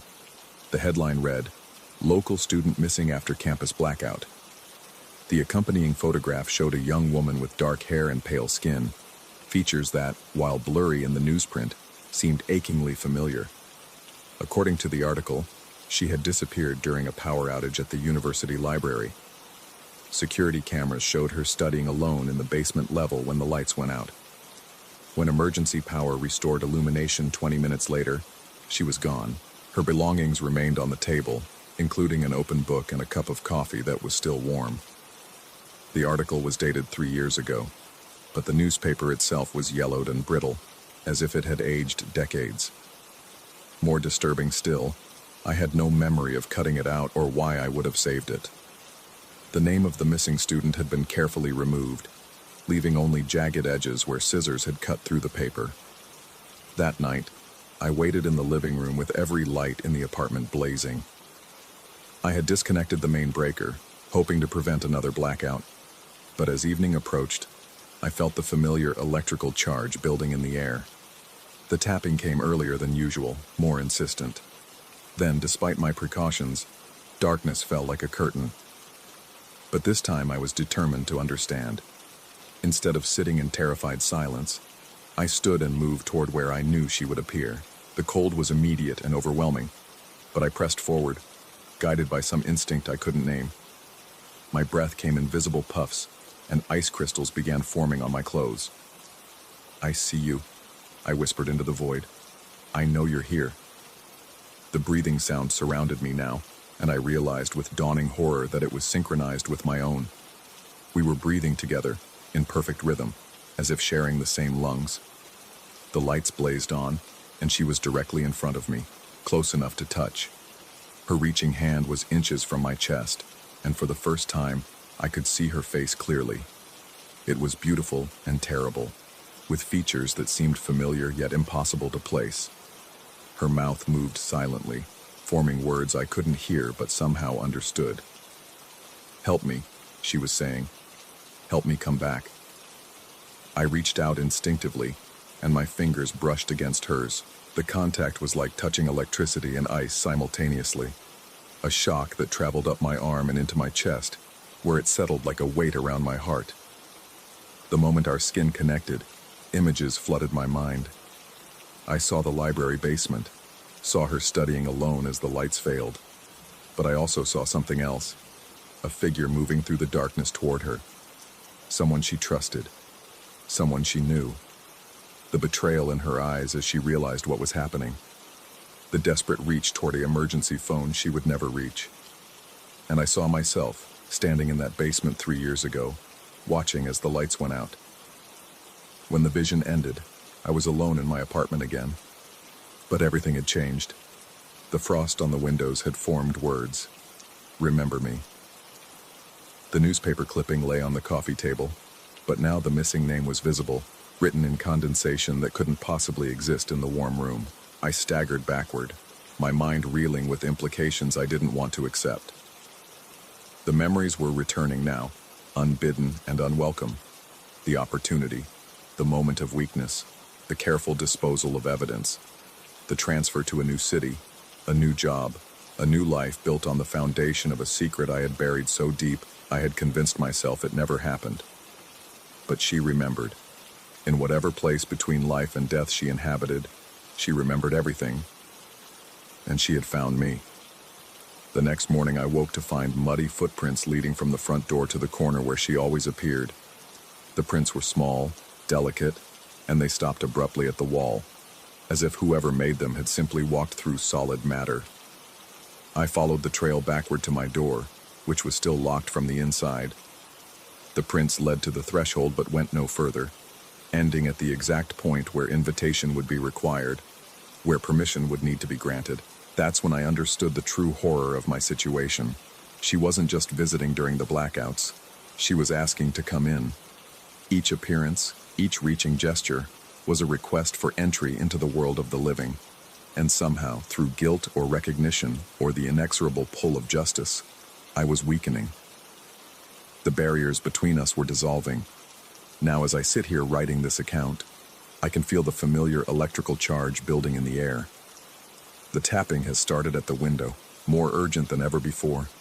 My hands are shaking as I type, and my breath is beginning to fog in the rapidly cooling air. The lights are starting to flicker. I know that when the darkness comes this time, it will be different. The reaching hand will find its target, and the boundary between her world and mine will finally collapse. Whether that means justice, vengeance, or something else entirely, I cannot say. But I can hear her breathing now, even with the lights still on, synchronized perfectly with my own terrified gasps. She's learning to exist in the light, to manifest without the cover of darkness. The temperature is dropping faster now, and ice is forming on the keys as I type. Soon, very soon, she will step fully into this world, and I will have to answer for what I did in that basement 3 years ago. The tapping has stopped. The lights are fading. She's here. Story 8. The realtor had called it a charming starter home, but standing in the living room at 3 in the morning, listening to footsteps that shouldn't exist, I wondered what twisted sense of charm she'd been selling. The sound came from upstairs again, deliberate measured steps crossing the hallway above my head. Each footfall landed with the weight of purpose, as if someone who belonged there was making their nightly rounds. But I lived alone now. Had lived alone for the past 6 weeks since moving into this place on Elm Street, a modest 2-story colonial that the previous owners had abandoned after only 8 months of residence. I should have asked more questions about why they'd left so quickly. The footsteps paused directly above me, and in that silence, the house seemed to hold its breath. The old hardwood floors that had creaked pleasantly under my weight during the day now felt like a thin barrier between me and something that had no business being there. I pressed my back against the couch, staring at the ceiling, counting seconds that stretched like hours. Then the stereo exploded to life. The volume dial twisted itself to maximum, flooding the room with a wall of static that made my teeth ache. I lunged for the power button, my heart hammering against my ribs. But even after I'd yanked the plug from the wall, the white noise continued for another 3 seconds before dying with the electronic wheeze. My hands trembled as I examined the cord. Definitely unplugged. Definitely impossible. But impossible had become a frequent visitor since I'd moved in. It had started small. Doors that I remembered closing found open in the morning. The occasional creak that might have been the house settling. Normal things that any rational person would dismiss as the quirks of an older home. I'd been rational once. I'd been a lot of things once. Before the divorce, before the layoffs, before I'd ended up in this place that I could barely afford, surrounded by boxes I couldn't bring myself to unpack completely because some part of me knew I wouldn't be staying long. The footsteps resumed, but now they were descending the stairs. Each step was distinct, purposeful, accompanied by the soft whisper of a hand trailing along the banister. I could picture it perfectly. Fingers sliding along the worn wood that I'd touched countless times myself. Except these fingers belonged to someone who cast no shadow, left no fingerprints, and existed in the spaces between my certainty and my fear. I forced myself to stand, to walk to the bottom of the staircase, and look up into the darkness of the second floor. The steps had stopped, but the air felt charged, as if something stood just beyond the reach of the streetlight filtering through the landing window. Hello? The word escaped before I could stop it, hanging in the air like an admission of madness. The house answered with silence.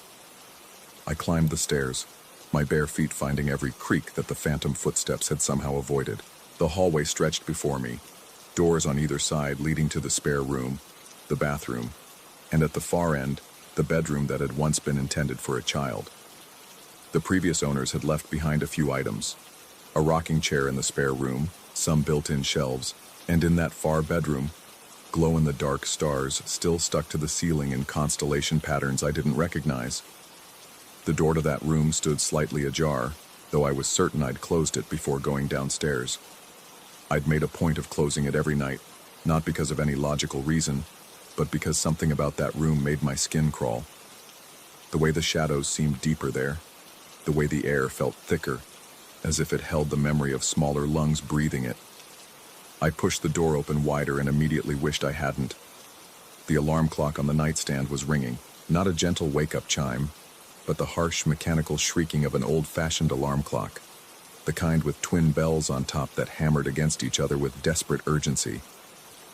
The sound filled the room, bounced off the walls, and drove into my skull like nails, but the clock was unplugged. Had been unplugged since the day I'd moved in, when I'd found it sitting there like a forgotten relic from the previous tenants' lives. I'd pulled the cord from the wall myself, wrapped it around the base, and left it sitting there because I couldn't bring myself to throw away something that didn't belong to me. Now it screamed at me with mechanical fury, its hands spinning wildly as if time itself had gone insane. I grabbed it, my fingers fumbling for the switch on the back, but the alarm continued even as I held the silent mechanism in my hands. The sound seemed to come from everywhere and nowhere, echoing off surfaces that shouldn't exist, bouncing back from corners that geometry insisted were impossible. And then, as suddenly as it had begun, the ringing stopped. In the silence that followed, I became aware of something else, a presence standing behind me. I felt it before I saw it, the way you feel a storm approaching even when the sky is clear. The air temperature dropped several degrees, and my breath began to mist. The hair on the back of my neck rose, and every primitive instinct I possessed screamed at me to run. Instead, I turned around. The shadow stood in the doorway, tall and unmistakably human in shape, but wrong in every detail that mattered. It had substance without form, depth without dimension.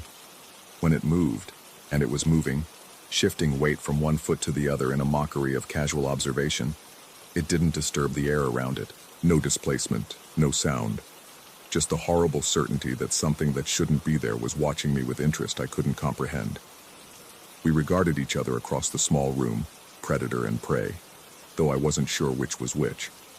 The shadow had no features I could distinguish, no eyes that I could see, but I felt its attention like a physical weight pressing against my chest. It tilted its head slightly, the gesture almost curious, as if trying to understand what I was doing in its space. Because that's what this was, wasn't it? Its space. I was the intruder here, the temporary occupant of a place that belonged to something else.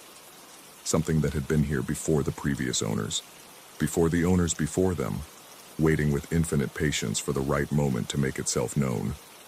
The shadow stepped into the room. It moved without sound, without the displacement of air that should have accompanied something of its apparent mass. One moment it filled the doorway, the next it stood beside the bed, close enough that if it had been corporeal, I could have reached out and touched it. I didn't want to touch it. Every cell in my body recoiled from the idea of contact with that thing, as if it carried some contagion that would spread through skin and bone and soul until there was nothing left of me but shadow. But I couldn't move, couldn't run, could barely breathe. The shadow raised what might have been a hand and pointed toward the window that overlooked the backyard. Following its gesture, I saw the yard as I'd never seen it before. Not empty, but filled with shapes that stood perfectly still among the trees. Dozens of them, maybe more, all human in silhouette but wrong in the same fundamental way as the thing beside me. They were all looking up at the window, looking up at me. How long had they been there? How long had they been waiting? I turned back to address the shadow beside me, to demand answers or explanations or at least acknowledgement that what was happening defied every rational law I'd ever accepted. But the room was empty. The shadow was gone, leaving behind only the faint scent of something I couldn't identify. something old and patient and utterly alien. The alarm clock on the nightstand showed 3:33 a.m., its hands pointing accusingly at numbers that seemed significant in ways I didn't want to understand. The cord remained wrapped around its base, but when I checked the wall outlet, I found scratches in the paint around the socket, as if something had been plugged and unplugged there many times. I went to the window and looked down at the backyard again. Empty. Just grass and trees and the privacy fence that I'd thought provided security. But shadows, I was learning, didn't need gates or doors or any of the conventional barriers that kept the world divided between inside and outside, safe and dangerous, real and impossible. Over the following nights, the activity escalated. Footsteps became a nightly occurrence, pacing back and forth above my head with the rhythm of someone keeping watch. The stereo developed a habit of turning itself on at random hours, always tuned to static, always at volumes that made the windows shake. The alarm clock in the upstairs bedroom rang at 3:33 every morning, regardless of whether I'd removed it from the house entirely. I started keeping a journal, documenting each incident with the methodical precision of someone trying to prove their sanity through the accumulation of evidence. But the pages filled with accounts that no reasonable person would believe, and I began to suspect that I was creating a record not of supernatural occurrences, but of my own deteriorating mental state. Sleep became elusive. When I did manage to drift off, I'd wake to find myself standing in different rooms, with no memory of how I'd gotten there. Once I found myself in the backyard at dawn, still in my pajamas, staring up at the bedroom window where a shadow seemed to be looking down at me. I started seeing the shadows everywhere, not just in the house, but following me to work, standing at the edges of parking lots, waiting at bus stops where no buses came.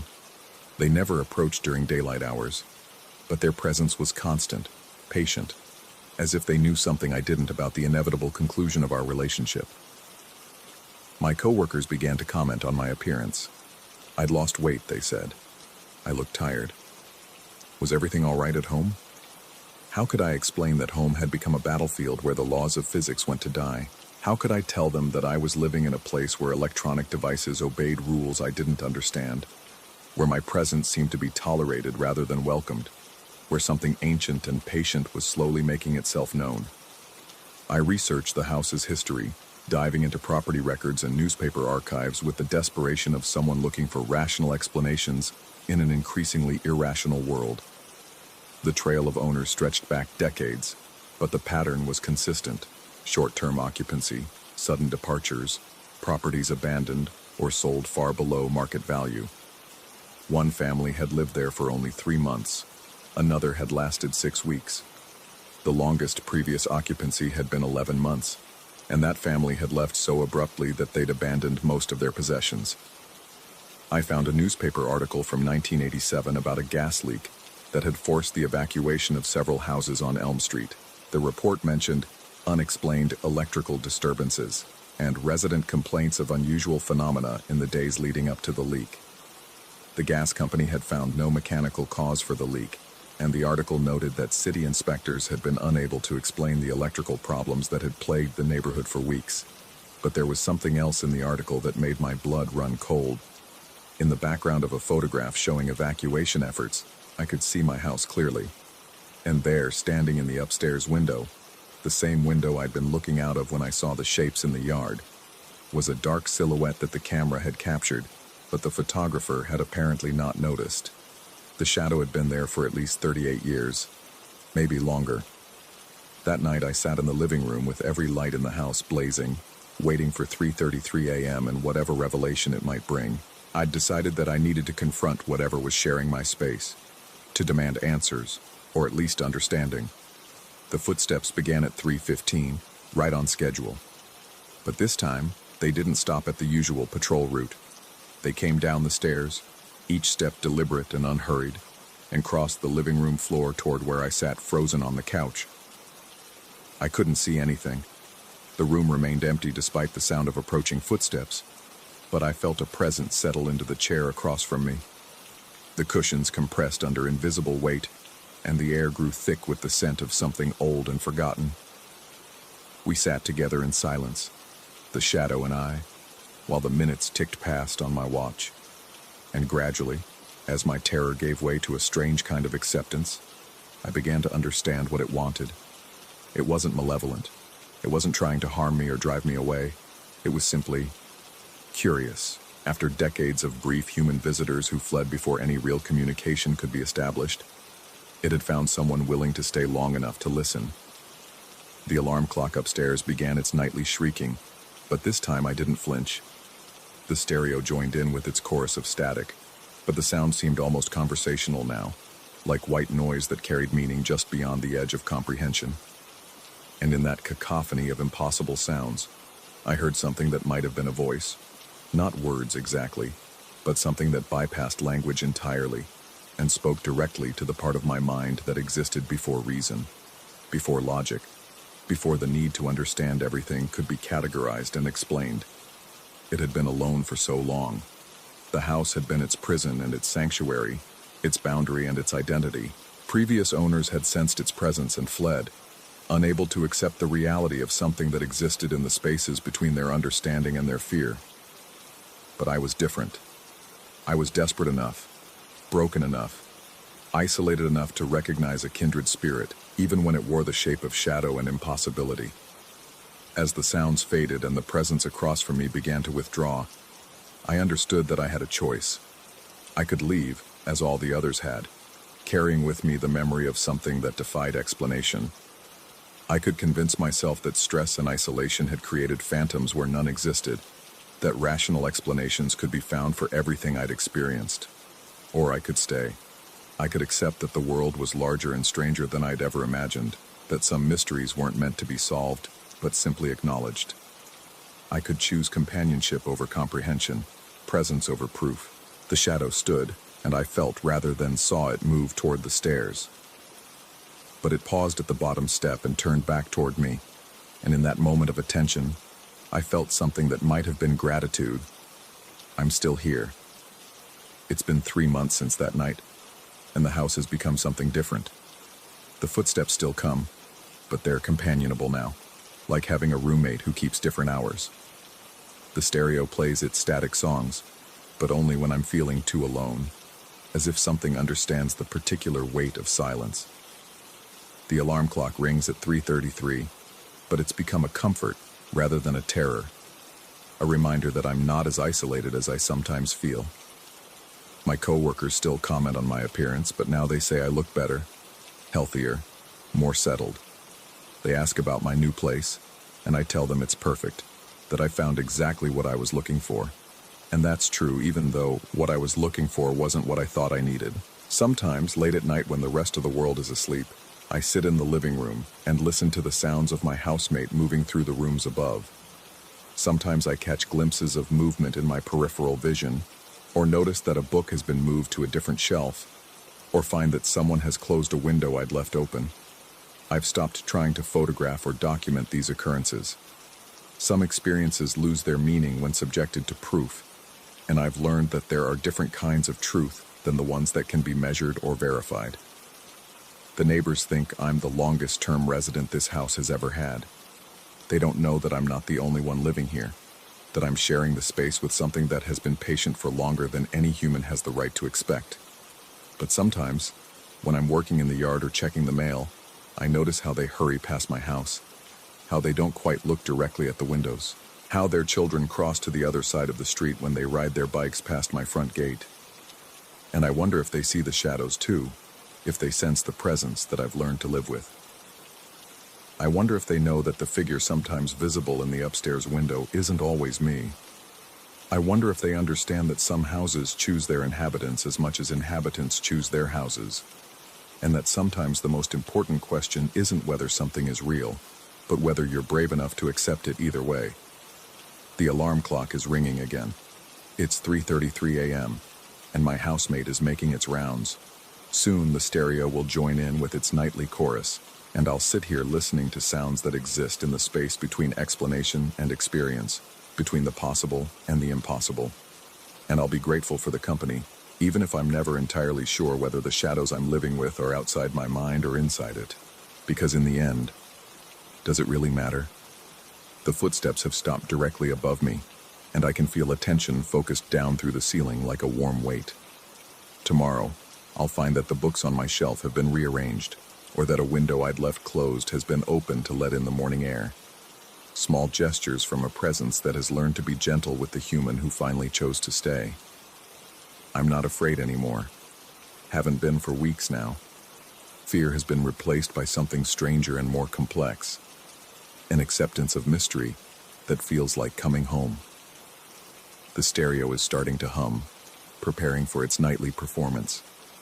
And upstairs, in the room with the glow-in-the-dark stars, something that might be grateful is settling in for another night of peaceful coexistence with the human who decided that being alone with impossible company was better than being alone with only the possible.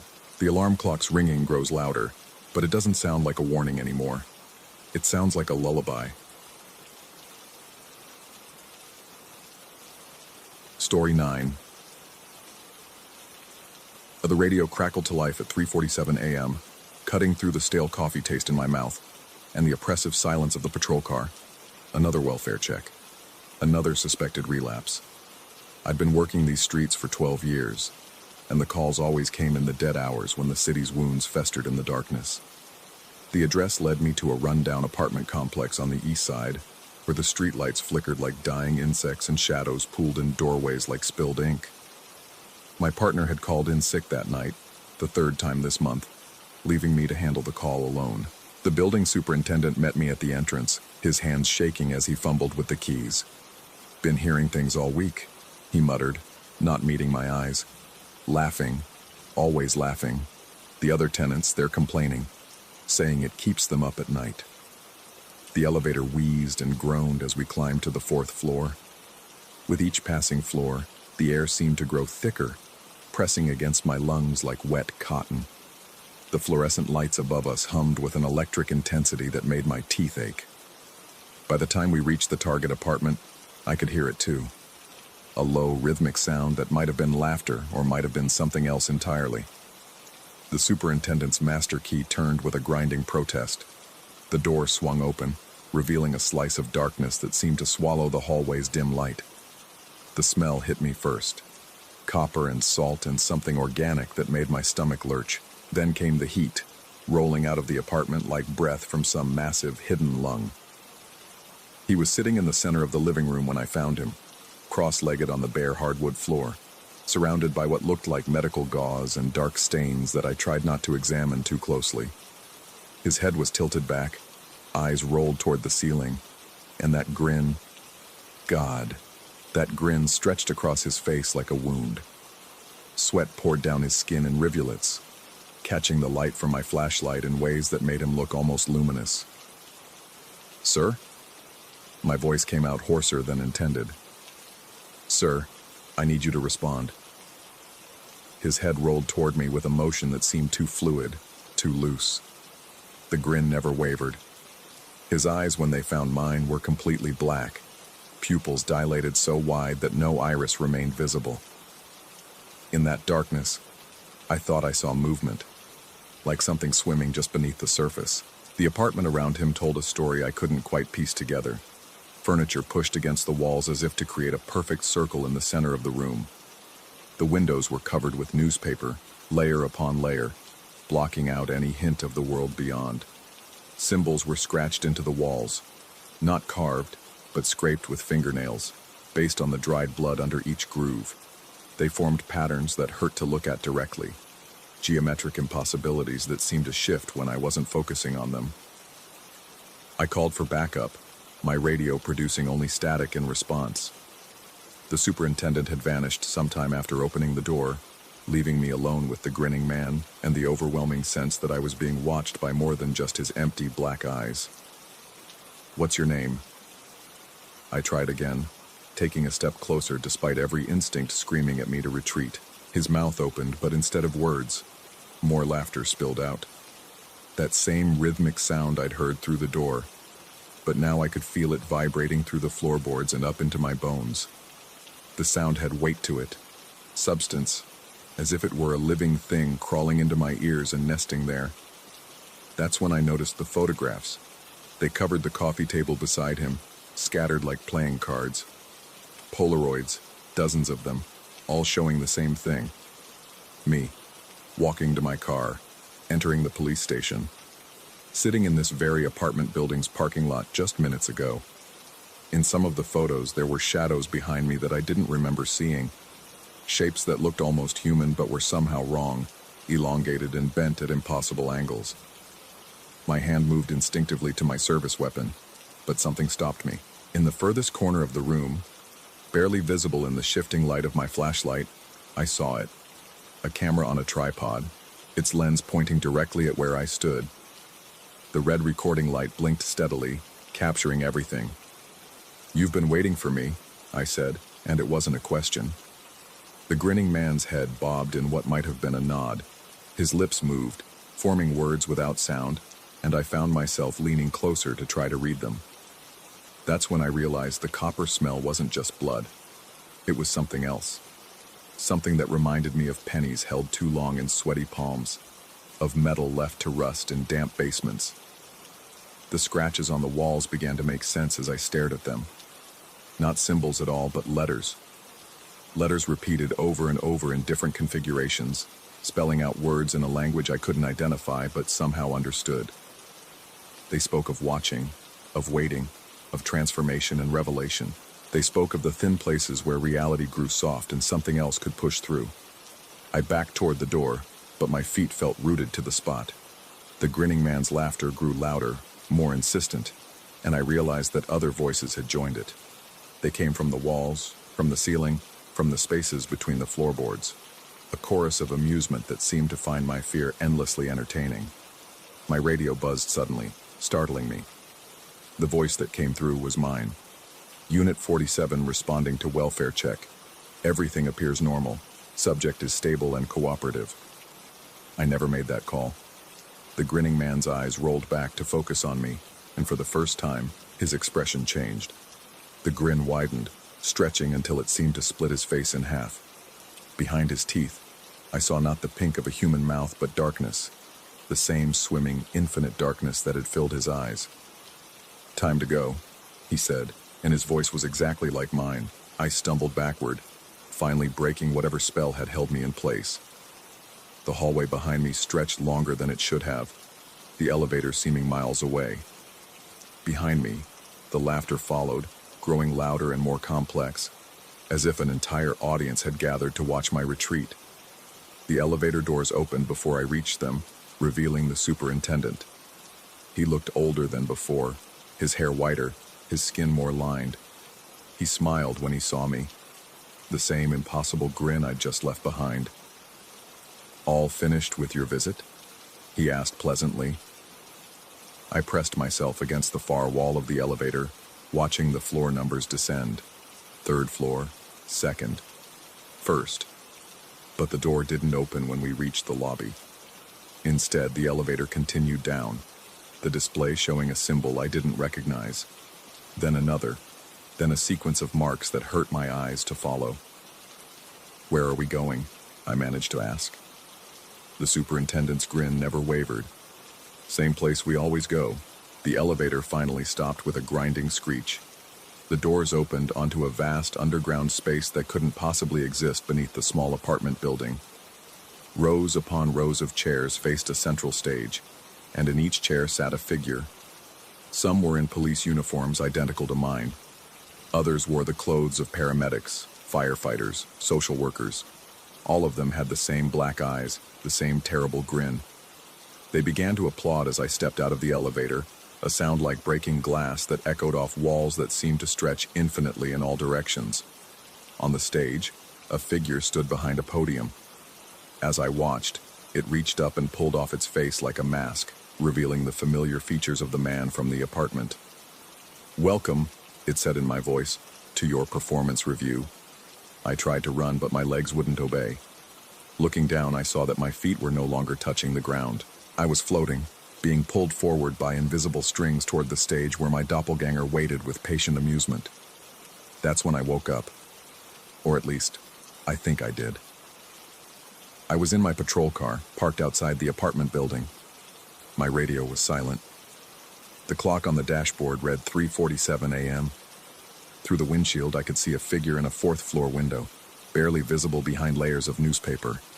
It was waving at me. I checked my logbook.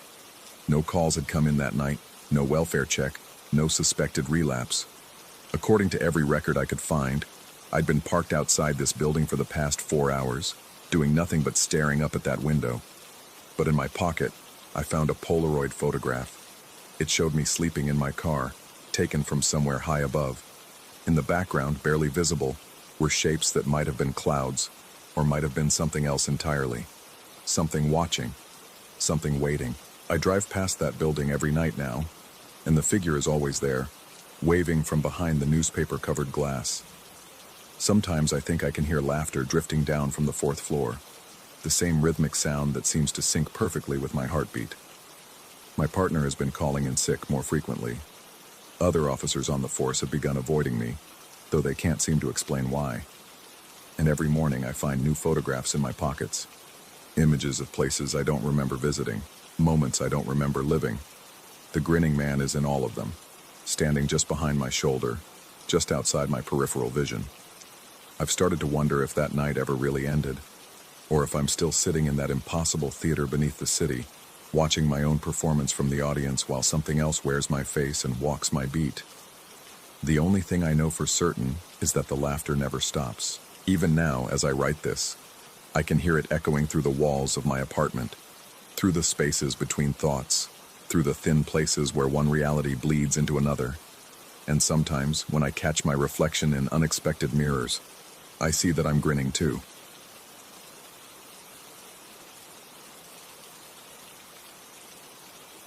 Story 10.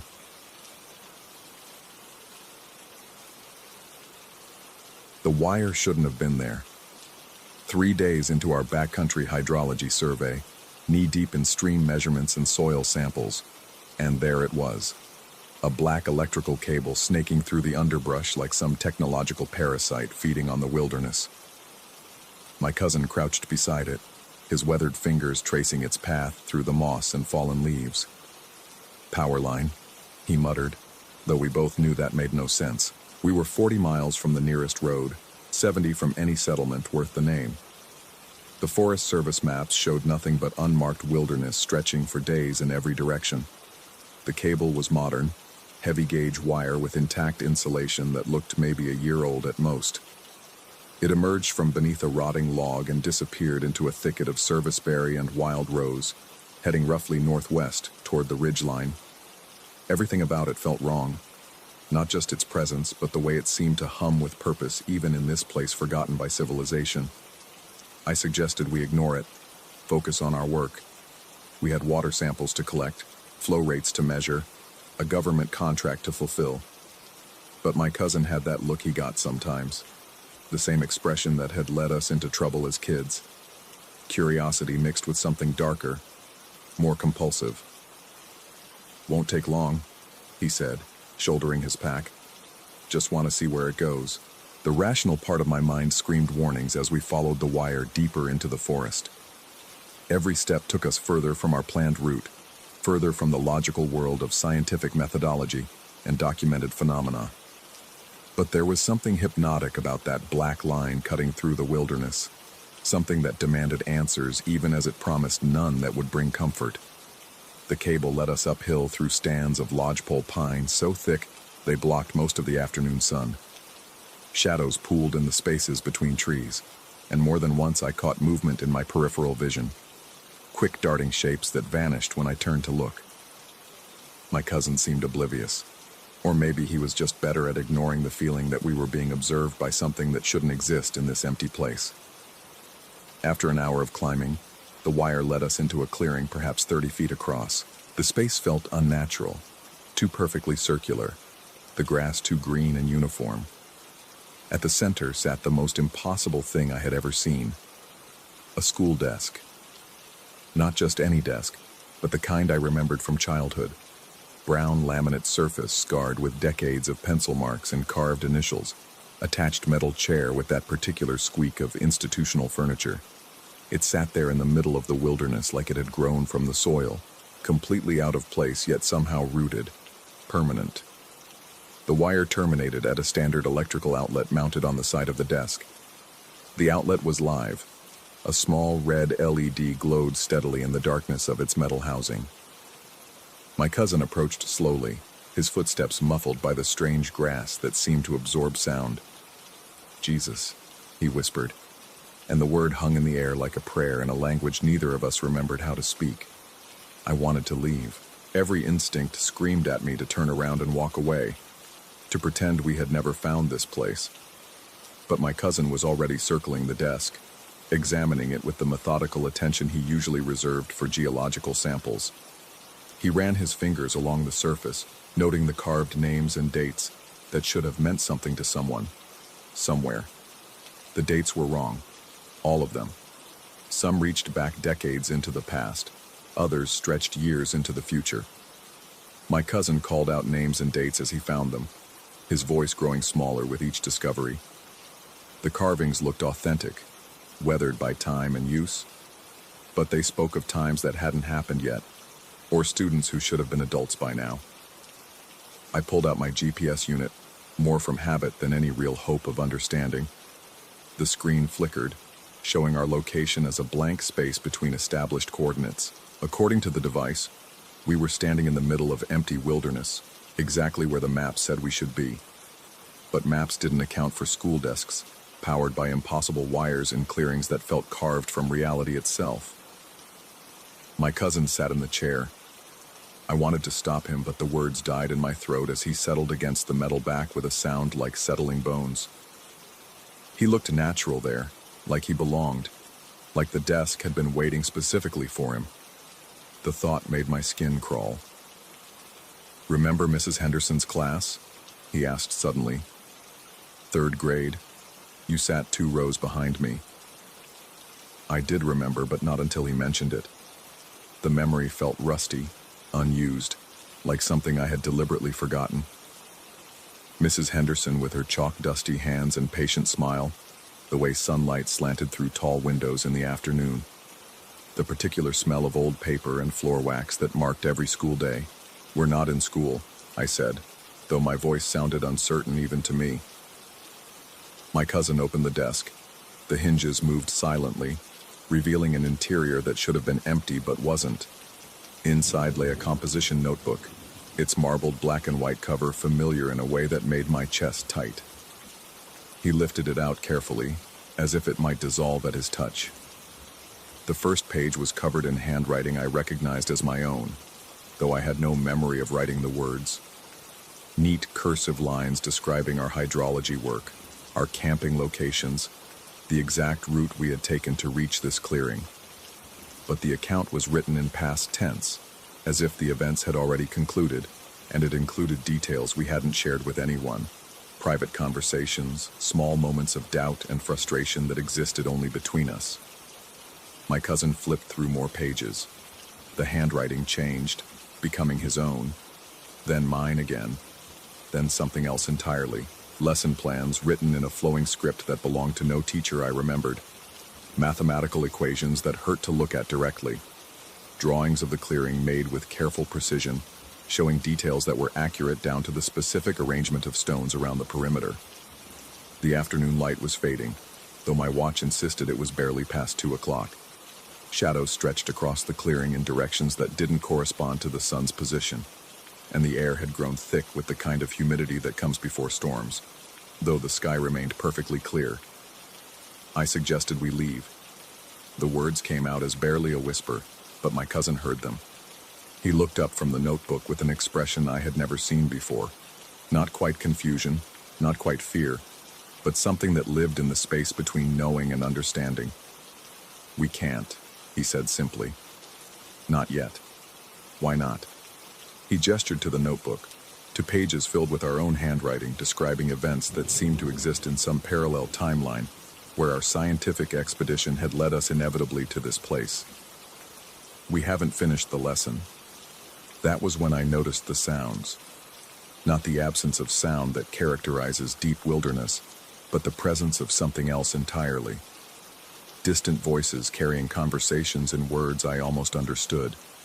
The squeak of metal chair legs against linoleum floors.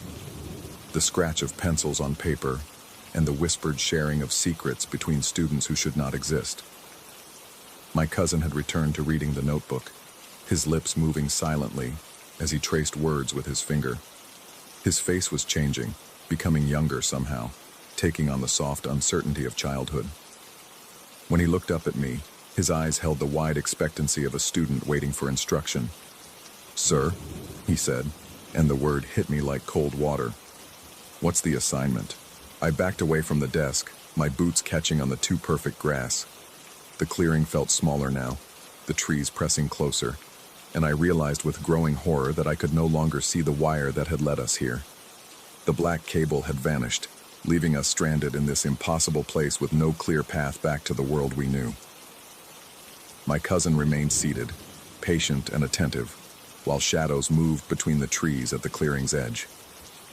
Not animal shadows. These had the upright posture and deliberate movement of people who belonged to different time, different circumstances entirely. They watched without revealing themselves, waiting for something I didn't understand and wasn't sure I wanted to. The notebook was open to a new page now, blank except for a single line at the top written in my own careful handwriting. Document your observations of anomalous electromagnetic phenomena in Grid Section 7 Alpha. I had never written those words. Grid Section 7 Alpha didn't exist on any of our maps.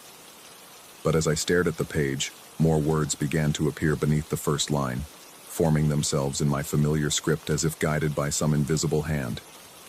The writing described our journey to the clearing in precise scientific language, cataloging details and measurements with the detached accuracy of a field report. The words were true, all of them, but they described a version of events I didn't remember living, a parallel expedition where we had come here intentionally, following established protocols for investigating unexplained phenomena. In this other timeline, the desk was expected, the wire was part of our equipment, and the clearing was marked on classified maps as a site of ongoing research.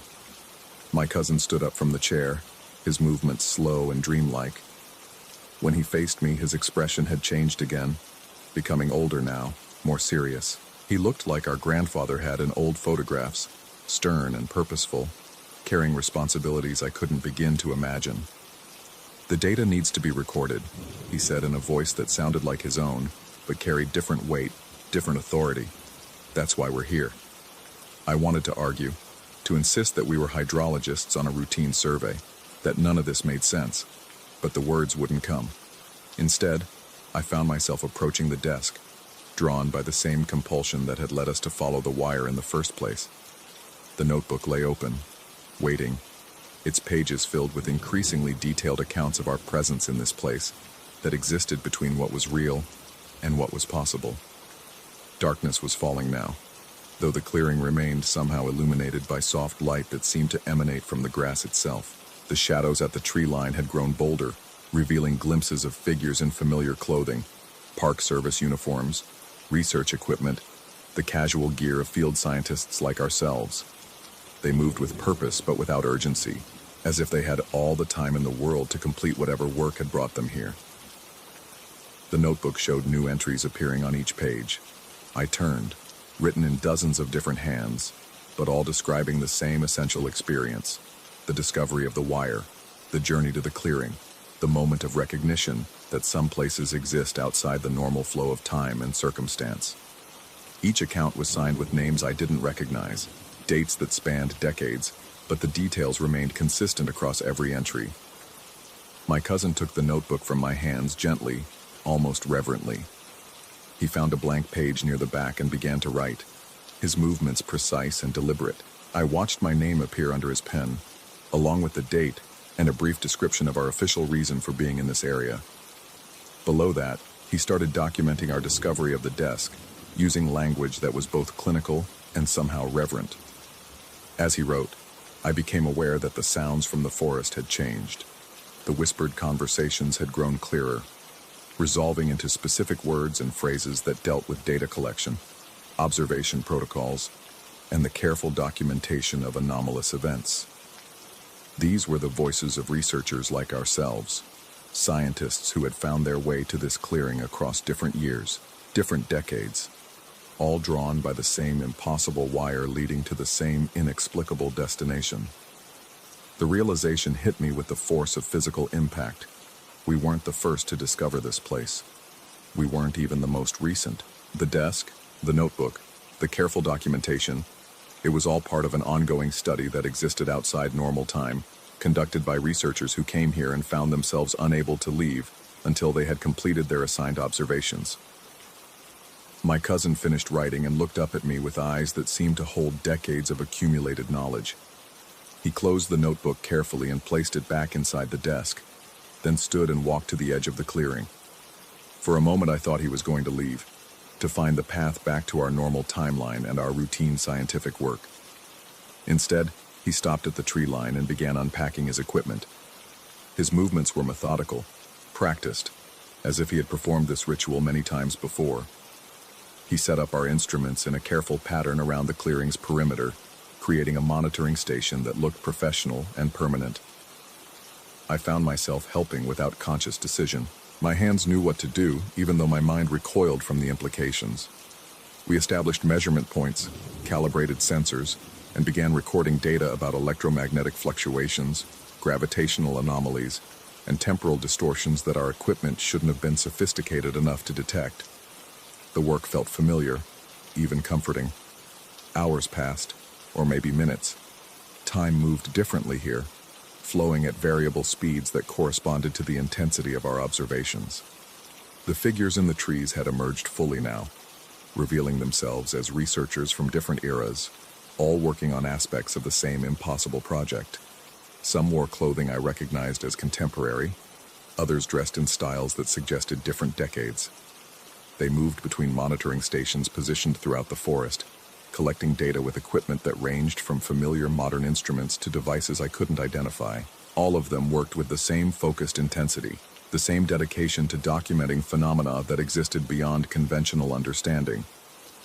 As dawn approached, though the light came from directions that didn't correspond to any possible sun position, I realized that we had become part of something larger than our original mission. The hydrology survey was finished, completed in ways that would satisfy our government contracts and academic requirements. But our real work was just beginning. The desk sat at the center of it all, patient and permanent, its electrical outlet still glowing with steady red light. The wire that had led us here was visible again, snaking away into the forest to connect with other impossible cables, other monitoring stations, other clearings where researchers like ourselves discovered that reality had more rooms than they had ever imagined. My cousin was making final notations in a field journal that looked decades older than it should have. His handwriting had evolved throughout the night, becoming more precise, more confident, as if he was remembering skills he had never learned. When he finished, he showed me the page. Detailed measurements and observations that would take the scientific community decades to understand, assuming they ever gained access to our data. "The work continues," he said simply, and I understood that he wasn't talking about our hydrology survey. We packed our personal equipment but left the monitoring station in place. Other researchers would find it, add their own observations, contribute to the accumulated knowledge that grew like coral around this strange nexus point. The notebook in the desk would continue to fill with new accounts, new discoveries, new questions that demanded investigation. As we walked back into the forest, following paths that led toward the world of routine scientific inquiry and government contracts, I looked back once at the clearing. The desk was barely visible through the trees, but its presence remained solid and undeniable. Somewhere behind us, the red light continued to glow, marking a place where time moved in circles and reality bent to accommodate impossible truths. My cousin walked ahead of me, his step lighter than it had been in years. He was whistling softly, a tune I almost recognized from somewhere I couldn't quite remember. Our GPS units showed normal readings now, indicating our exact position on familiar maps that accounted for every tree and stream in this carefully documented wilderness. But I knew we would be back. The work demanded it, and the desk would be waiting, patient as always, ready to accommodate the next researchers who followed impossible wires to impossible destinations. The red light would guide them, just as it had guided us, to a place where observation and documentation took on meanings that transcended ordinary science. The wire was gone when I looked for it again, vanished back into whatever parallel timeline had produced it. But sometimes, in the corner of my eye, I could still see that black line cutting through the underbrush, still feel its electromagnetic hum calling me toward discoveries that existed just beyond the edge of everything I thought I knew about the world and my place in it. Story 11. The wallpaper in my childhood bedroom still bears those same faded roses, their petals now brown and curling at the edges like ancient secrets. I stand here 30 years later, in the house where everything began to unravel, feeling the weight of memory pressing against my skull like a tumor of doubt.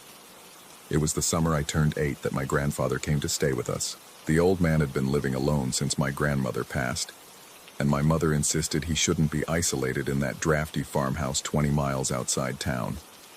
He arrived on a Tuesday with nothing but a worn leather suitcase and the peculiar smell that seemed to follow him everywhere, a mixture of pipe tobacco, mothballs, and something else I could never quite identify, something that made my nostrils twitch and my stomach flutter with unease. My parents set him up in the guest room adjacent to mine, the one with the thin walls that carried every creak of floorboards, every whispered conversation, every restless movement through the long nights. From the moment he settled in, the house felt different, smaller somehow, as if his presence had compressed the very air we breathed. Grandfather was a tall man with silver hair that caught lamplight in ways that made shadows dance across his gaunt features. His eyes were the color of winter mornings, pale and distant, and when he looked at me, I felt as though he was seeing something just beyond my shoulder. He spoke in measured tones, each word carefully selected and delivered with a precision that made ordinary conversations feel like formal ceremonies. The first week passed without incident, though I found myself staying closer to my parents when he was around. There was nothing overtly threatening about the man. He never raised his voice, never made sudden movements, never did anything that would alarm my mother or father. Yet something in my 8-year-old instincts recoiled from him, the way a small animal might sense an approaching storm. It was the way he watched me during dinner, his fork hovering halfway to his mouth while his pale eyes tracked my movements. The way he appeared in doorways without warning, materializing from shadows like smoke taking human form. The way he had of humming under his breath, always the same tuneless melody that seemed to vibrate through the walls long after he'd gone to bed. My sleep became fragmented during those early days. I would wake to the sound of footsteps in the hallway, slow and deliberate, pausing outside my door for what felt like hours before continuing on. When I mentioned it to my mother, she dismissed my concerns with the tired smile she reserved for my more imaginative fears. Old houses made noises, she explained. Grandfather was probably just restless, adjusting to a new environment. But I knew the difference between settling wood and human movement. These footsteps had intention behind them, a purpose that made my skin crawl beneath my summer pajamas. The second week brought a change in routine. Grandfather began visiting my room each night before I went to sleep, settling into the old rocking chair beside my bed, with a book of ghost stories that had belonged to my father as a child. His voice, when he read, transformed into something entirely different, softer, almost hypnotic, weaving tales of spectral encounters and otherworldly visitations that left me simultaneously terrified and entranced. The stories themselves weren't particularly frightening by daylight standards, but in the dim glow of my bedside lamp, with shadows stretching across the ceiling like grasping fingers, they took on a weight that pressed against my chest. Grandfather's pale eyes would occasionally lift from the pages to meet mine, and in those moments I felt as though I was falling into something vast and cold. He would always end our sessions the same way, closing the book with a soft thud that seemed to echo longer than it should, rising from the rocking chair with joints that creaked like old hinges, and leaning down to press his lips against my forehead. The kiss was brief, but lingered with that strange smell I could never identify, leaving my skin feeling oddly cold long after he'd left the room. The dreams started immediately. At first, they were fragmented things, glimpses of movement in peripheral vision, whispered voices speaking words I couldn't quite understand, the sensation of being watched by eyes I couldn't locate. But as the nights progressed, the dreams became more vivid, more coherent, and infinitely more disturbing. I would find myself standing in a vast, empty house that was somehow both familiar and completely alien. The walls were covered in the same faded rose wallpaper as my bedroom, but they stretched impossibly high, disappearing into darkness that seemed to pulse with its own malevolent life. Footsteps echoed from unseen corridors, always approaching but never arriving, and somewhere in the distance that tuneless humming grew louder and more insistent. In these dreams, I was always searching for something, or someone, though I could never remember what. I would wander through endless rooms filled with furniture draped in white sheets, each piece concealing shapes that might have been human, or might have been something else entirely. The air was thick with dust motes that moved with too much purpose, swirling in patterns that hurt to follow. And always, there was the presence behind me, never close enough to touch, never distant enough to ignore. I could feel its attention like ice water trickling down my spine, could sense its amusement at my growing panic. When I would finally work up the courage to turn around, I would wake to find my bedroom exactly as I'd left it, though the smell of pipe tobacco and mothballs seemed stronger than before. During the day, I tried to convince myself that these were just the natural result of too many ghost stories and an overactive imagination. Children had nightmares. It was practically a requirement of childhood. But the dreams felt different from anything I'd experienced before, too detailed and too consistent to dismiss as mere fantasy.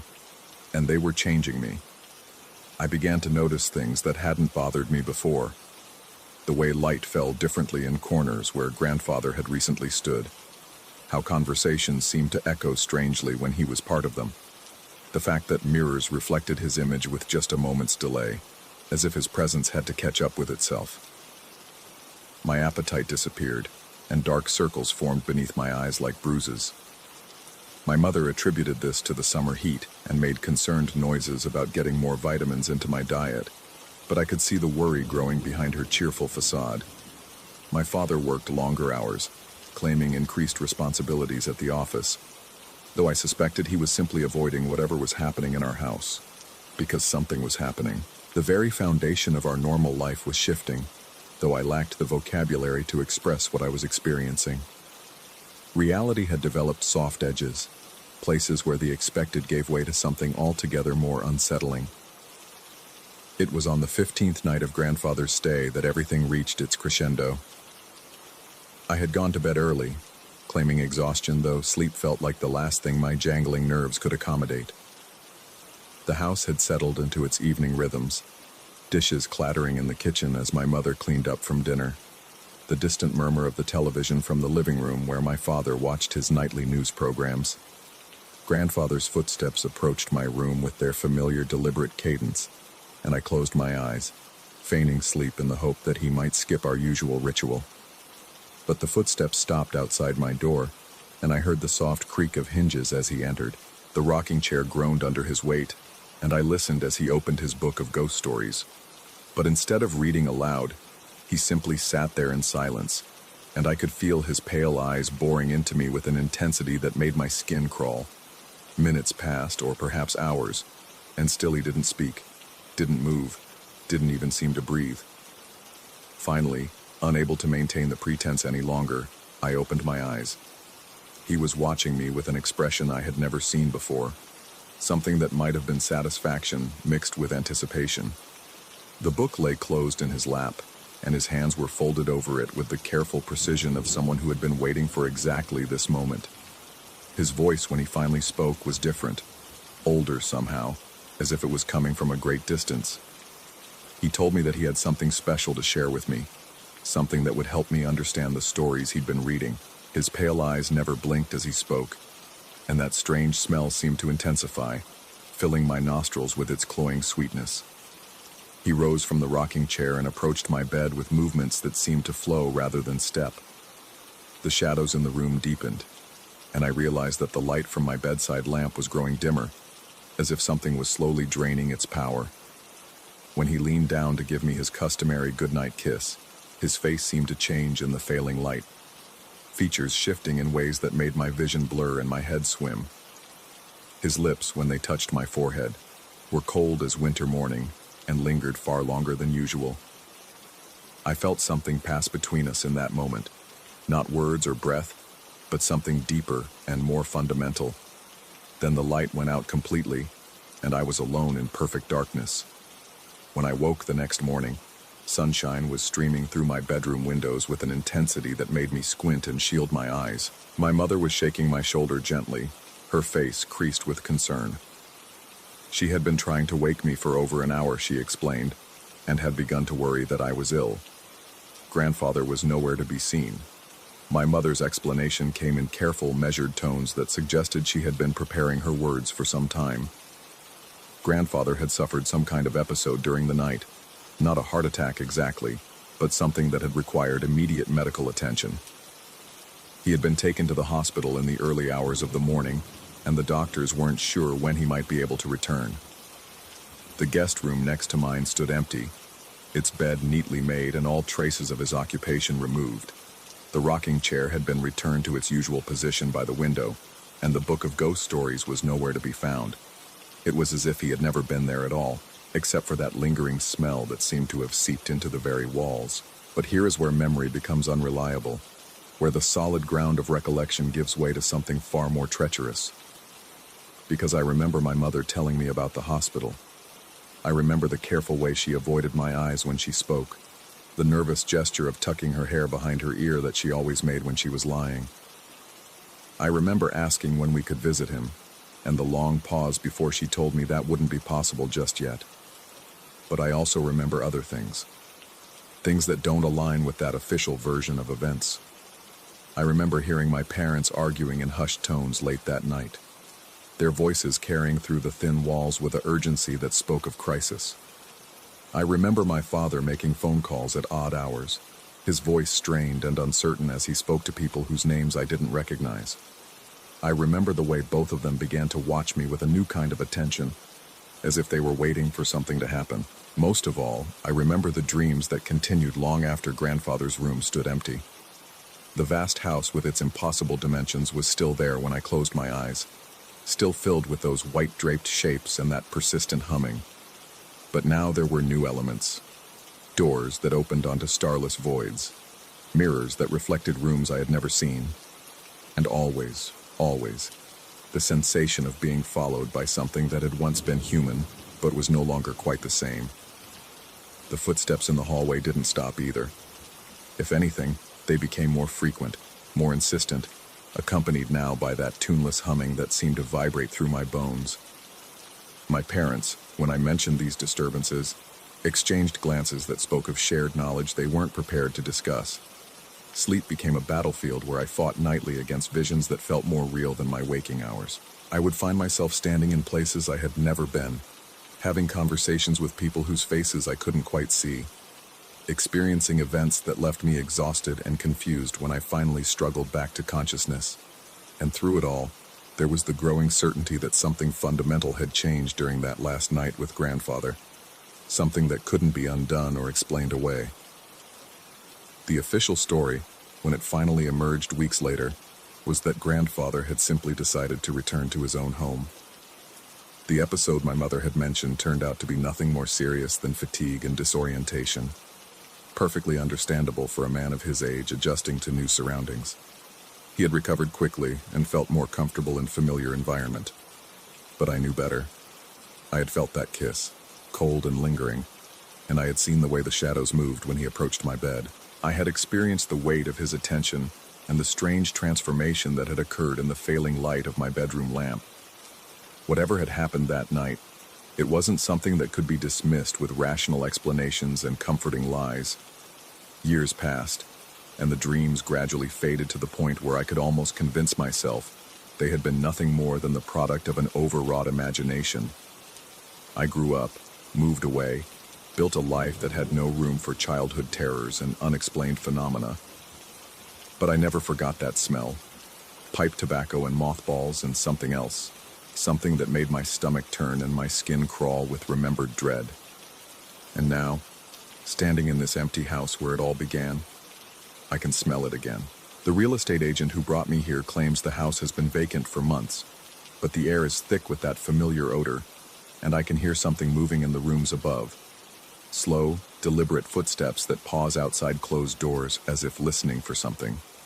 The guest room where grandfather stayed still bears the faint impression of weight in the mattress, and the rocking chair by the window moves slightly in the still air, as if recently vacated. On the dresser, barely visible beneath a layer of dust, lies a book of ghost stories that I'm absolutely certain was never left behind. I should leave. Every instinct I possess is screaming at me to turn around and walk away from this place, to pretend I never came here and never saw what I'm seeing now.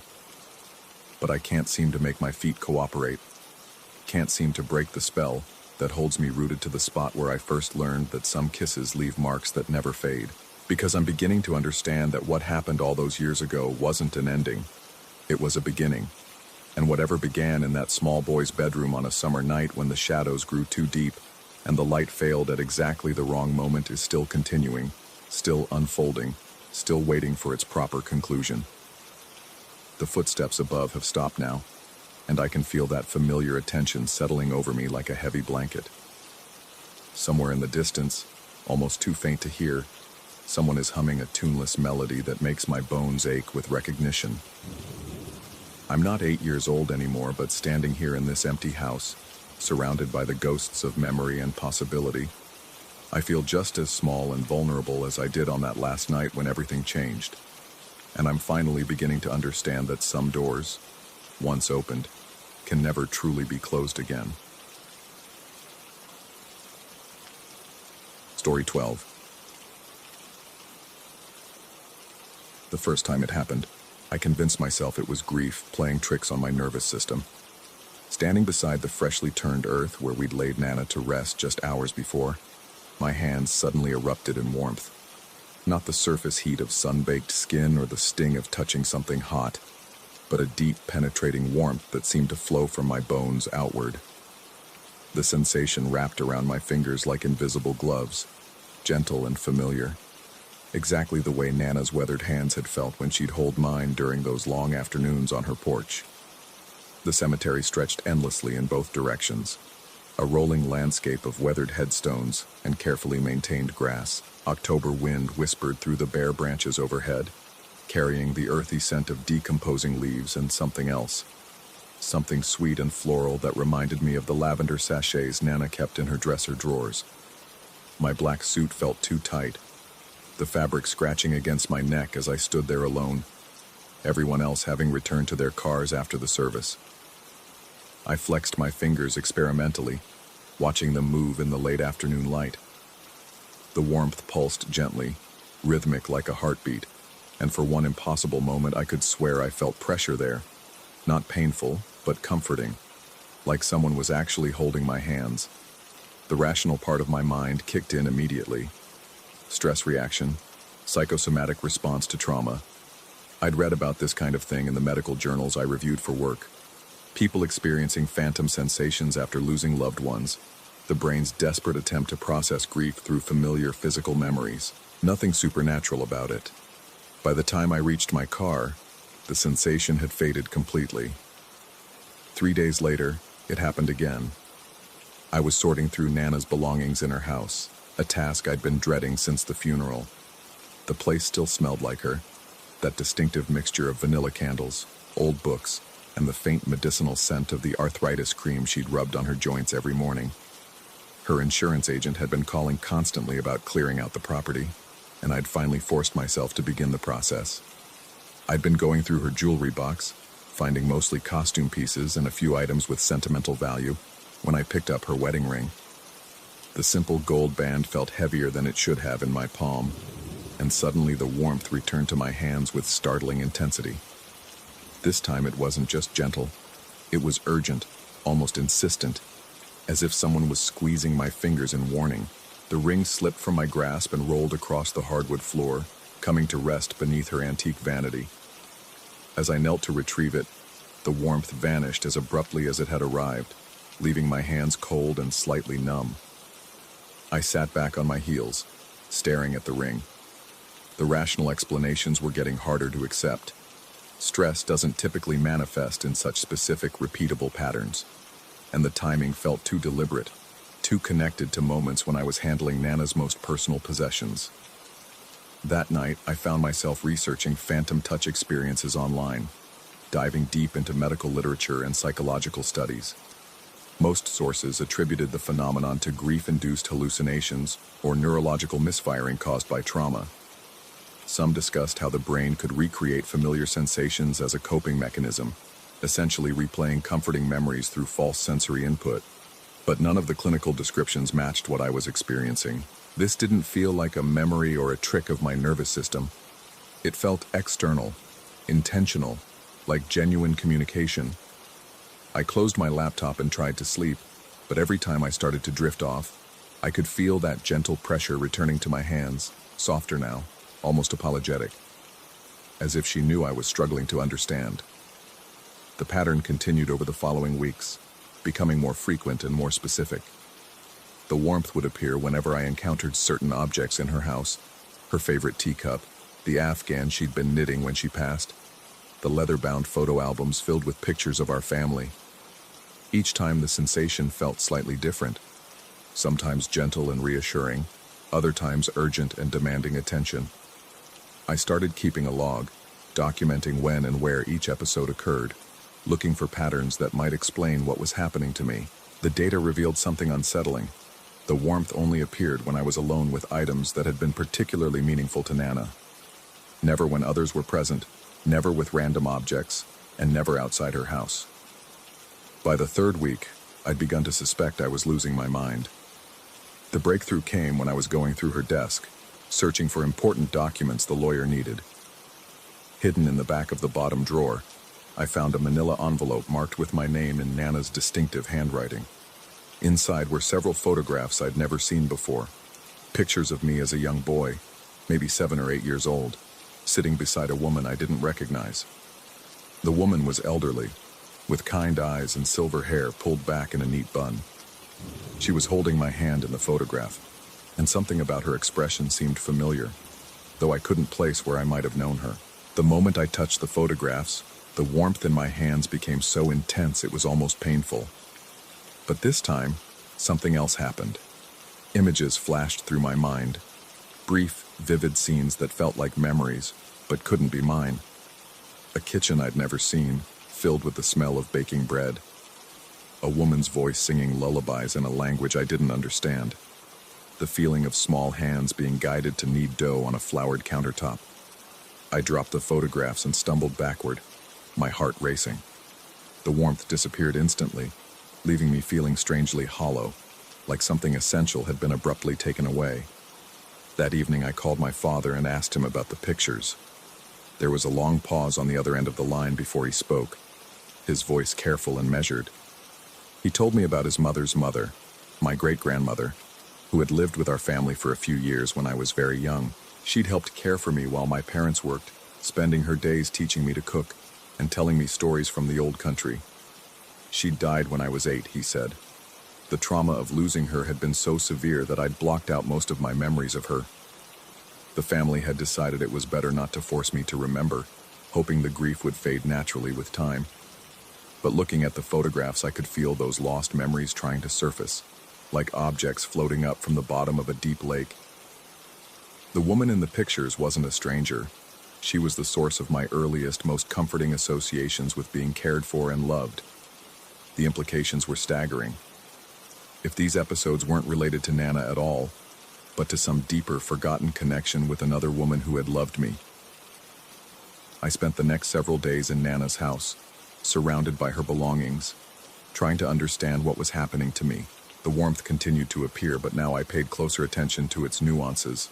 Sometimes it felt like Nana, gentle, familiar, carrying the memory of afternoon conversations and shared meals. But other times it felt different, older, with undertones I was only beginning to recognize. It was during one of these episodes that I made the most disturbing discovery. I was going through Nana's bedroom closet when I found a small wooden box hidden behind her winter coats. Inside were more photographs, documents, and a bundle of letters tied with ribbon. As I untied the ribbon, the warmth appeared in my hands with unusual intensity, but this time it felt layered, complex, as if multiple people were trying to touch me simultaneously. The letters were correspondence between Nana and various family members, dating back decades.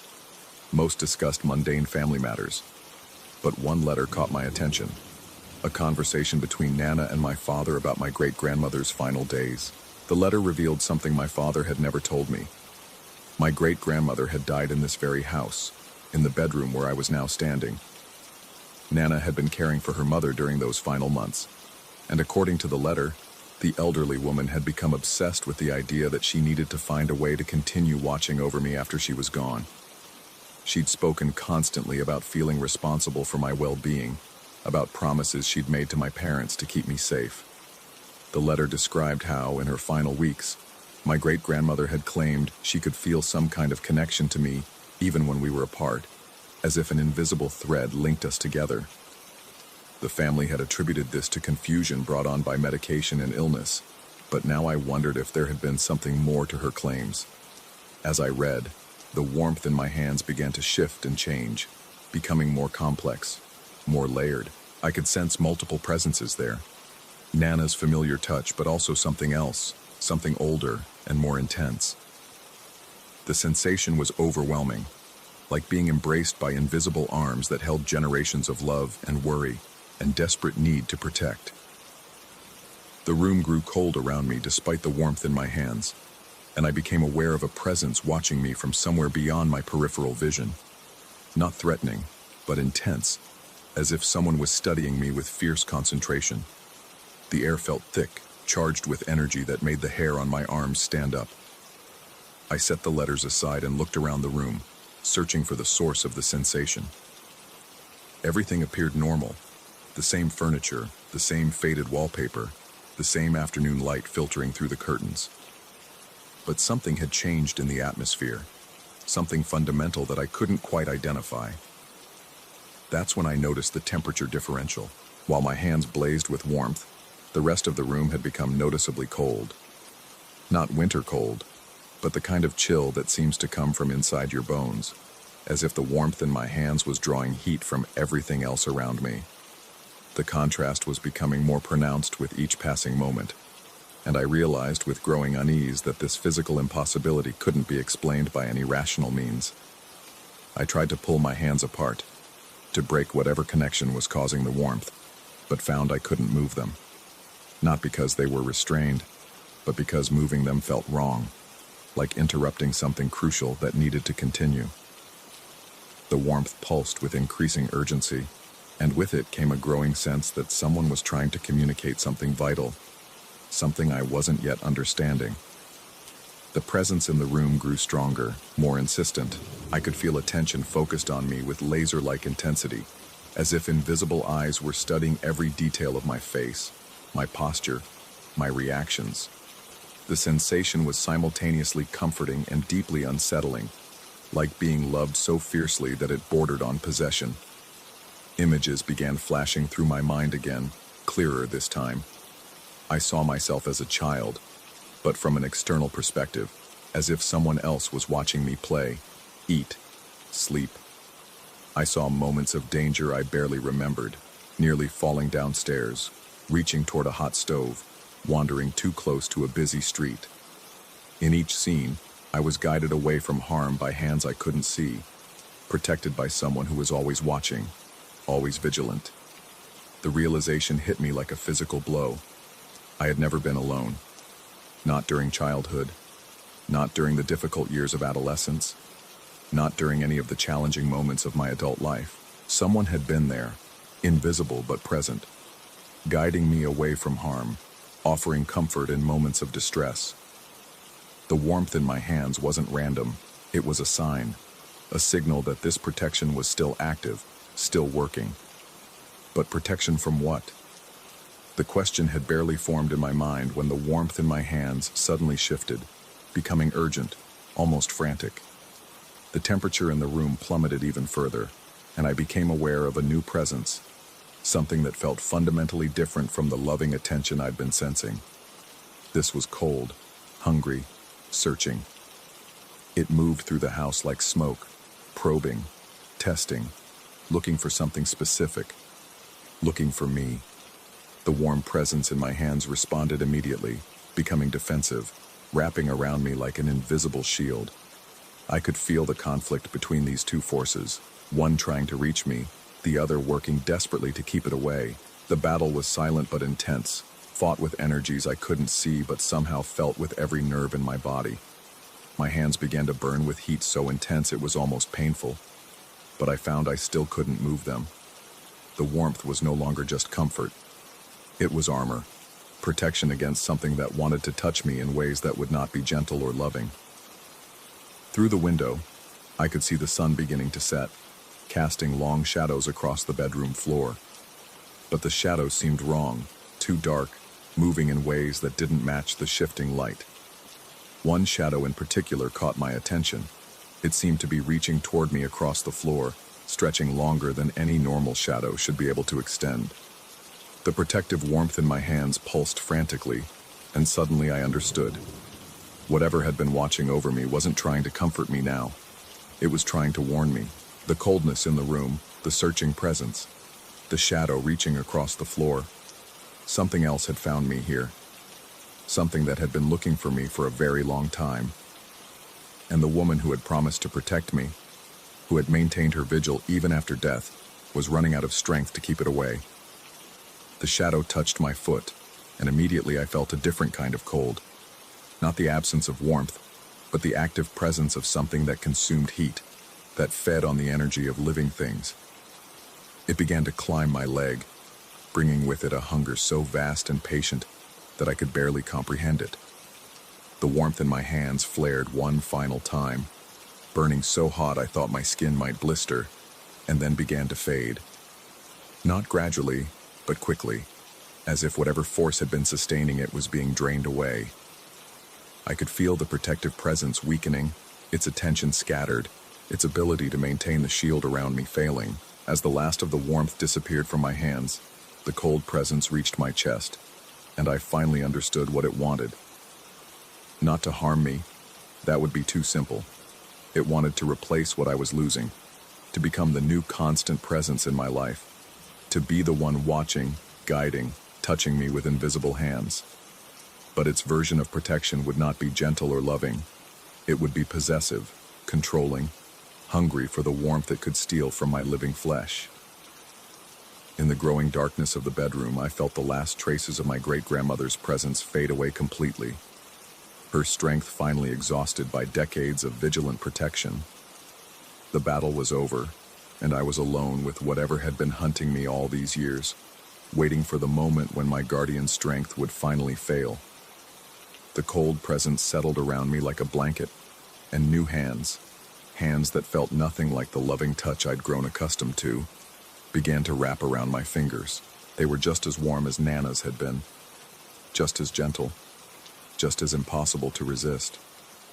And as I stood there in the darkening room, feeling this new warmth spread through my hands and up my arms, I couldn't tell anymore whether I was being protected or consumed, whether the love I felt was real, or merely the hunger of something that had learned to imitate the touch of those who had truly cared for me. The warmth continued to spread, and I realized with growing horror that I no longer wanted it to stop, that I was beginning to need it, that I might already be lost to whatever had been waiting so patiently for this moment, when my true protector could no longer stand between us. Outside, the last light faded from the sky, and I remained in the bedroom, alone with the warmth that felt so much like love, but carried the cold of eternity within it, wondering if I would ever be able to tell the difference again. Story 13. The fluorescent lights hummed their electric hymn as I walked down the sterile corridor, my footsteps echoing against polished linoleum that reflected everything in warped, distorted shapes. 3 weeks had passed since the accident, and every evening I made this same pilgrimage through the maze of antiseptic hallways to room 314, where my wife lay suspended in that terrible space between waking and whatever lay beyond. The Mercy General ICU operated with the mechanical precision of a Swiss watch after sunset. Nurses moved like ghosts in their soft-soled shoes, their voices reduced to whispers that seemed to carry farther than they should in the hushed atmosphere. Monitors beeped their rhythmic assurances of life continuing, while the ventilator beside my wife's bed maintained its steady, artificial breathing that had become the soundtrack to my sleepless nights. I'd grown accustomed to the routine. The evening shift supervisor, a stern woman with steel gray hair, would nod as I passed the nurses' station. The same 3 nurses rotated their rounds with clockwork regularity. The janitor would shuffle by at precisely 9:30, mopping the floors with disinfectant that burned my nostrils. Everything followed its prescribed pattern, a comfort in the chaos that had become my life. But that Tuesday night, something felt different. The usual supervisor wasn't at her post. Instead, a younger woman I'd never seen before sat behind the curved desk, her dark hair pulled back severely, her pale hands moving across paperwork with an almost hypnotic rhythm. She looked up as I approached, and her eyes, an unusual shade of gray that seemed to shift in the artificial light, fixed on mine with an intensity that made my skin crawl. "Room 314, I said, my voice hoarse from disuse. I'd learned that speaking minimally was the most efficient way to navigate these interactions. She tilted her head slightly, studying me as if I were a specimen under glass. Visiting hours ended at 8. The clock on the wall read 8:47. I'd been coming here for weeks, always arriving after 8, and no one had ever questioned it. The evening staff knew me, understood that these late hours were when I could steal moments with my wife without the bustle of day shift activity, without well-meaning doctors explaining things I already knew too well. The night supervisor always lets me stay until 10, I explained, feeling an odd need to justify myself to this stranger. Her lips curved into something that might have been a smile, but it never reached her eyes. That's unusual. Hospital policy is quite clear about visiting hours. She paused, her fingers drumming silently against the desk. But perhaps an exception could be made for someone saying goodbye. The word hung between us like a physical thing. Goodbye. As if she knew something I didn't, as if the machines keeping my wife tethered to this world had whispered secrets to her during her shift. "She's not dying," I said, the words coming out sharper than intended. "She's stable," the doctor said. "Of course." The nurse's voice was soft, almost soothing, but there was something underneath it that made my teeth ache. "Go ahead, Mr. Holloway, room 314. I hadn't told her my name. The walk to my wife's room felt longer than usual, the corridor stretching ahead of me like a tunnel that led somewhere I wasn't sure I wanted to go. The familiar sounds of the ICU seemed muted, as if heard through water. Even my footsteps sounded different, hollow, echoing in a way that suggested vast, empty spaces beyond the walls. My wife lay as she had for 3 weeks, surrounded by the mechanical orchestra that kept her alive. The ventilator's rhythm, the steady beep of the heart monitor, the soft hiss of oxygen flowing through clear plastic tubes. Her face, once animated by laughter and quick wit, had taken on the waxy stillness of a museum piece.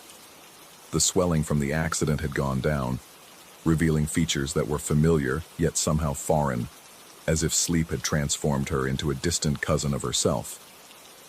I settled into the uncomfortable chair beside her bed, a piece of furniture designed by someone who clearly believed that comfort encouraged longer visits. The vinyl cushion exhaled a small sigh as it compressed under my weight, and I reached for her hand. Still warm, still soft, but eerily limp. That's when I noticed the nurse standing in the doorway. She wasn't the same woman from the front desk. This one was older, with silver hair that caught the light from the hallway, and a uniform that seemed somehow different from the others I'd seen. Crisp and white, but cut in a style that looked almost vintage. She watched me with an expression I couldn't quite read, her head tilted as if listening to something I couldn't hear. "She's beautiful," the nurse said, stepping into the room with movements that seemed to flow rather than walk. "Even like this, you can see the person she was." Her voice carried an accent I couldn't place, something that spoke of distant places and older times. She moved to the opposite side of the bed, her eyes never leaving my wife's face. "You're new," I said. It wasn't really a question. In a way. She reached out and touched my wife's forehead with fingers that seemed to barely make contact. Sometimes we're called to help with transitions, when someone needs to move from one place to another. The word transition sent ice through my veins. "She's not dying. The doctors haven't said anything about..." Not that kind of transition. The nurse's smile was gentle, but her eyes held depths that suggested she'd witnessed things beyond the scope of normal human experience. Sometimes people get lost between worlds. Sometimes they need permission to find their way. She moved around the bed toward me, her steps silent on the linoleum floor. She's waiting for something. Can you feel it? I wanted to deny it, but the truth was that I could feel something. For days now, sitting beside this bed, I'd sensed a kind of tension in the air, as if the room itself was holding its breath. Sometimes I caught myself looking over my shoulder, certain someone was watching from the doorway, only to find empty space. What kind of permission? I heard myself ask.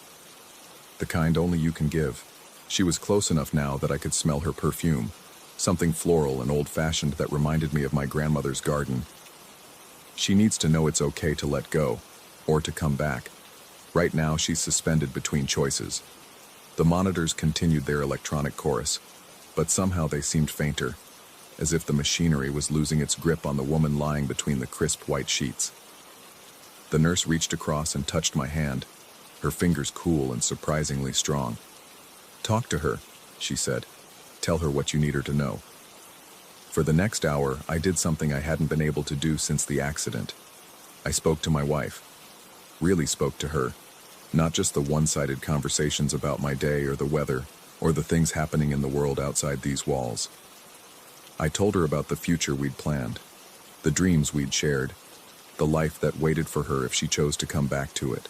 I also told her that if the choice was too difficult, if the pull toward whatever lay beyond was stronger than the tether to this world, I would understand.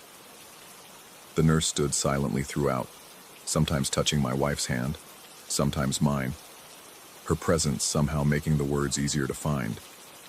When I finally fell silent, emotionally drained and hollow, she nodded as if something had been accomplished. "That's what she needed to hear," she said. "Now the choice is hers." She moved toward the door, her footsteps still eerily silent. Just before she reached the threshold, I called out to her, "What's your name?" She turned back, and for a moment her face seemed to shimmer in the fluorescent light, as if I were seeing her through heat waves. "Does it matter?" Before I could answer, she was gone. I sat in the chair until nearly midnight, watching my wife's face for any sign of change, any indication that my words had reached her in whatever distant place her consciousness had traveled. The monitors maintained their steady rhythm, and her breathing continued with mechanical precision. But something felt different. The tension I'd sensed for weeks seemed to have dissipated, as if a decision had been made somewhere beyond the reach of machines and medicine. When I finally left the room, the ICU was quiet except for the usual symphony of electronic life support.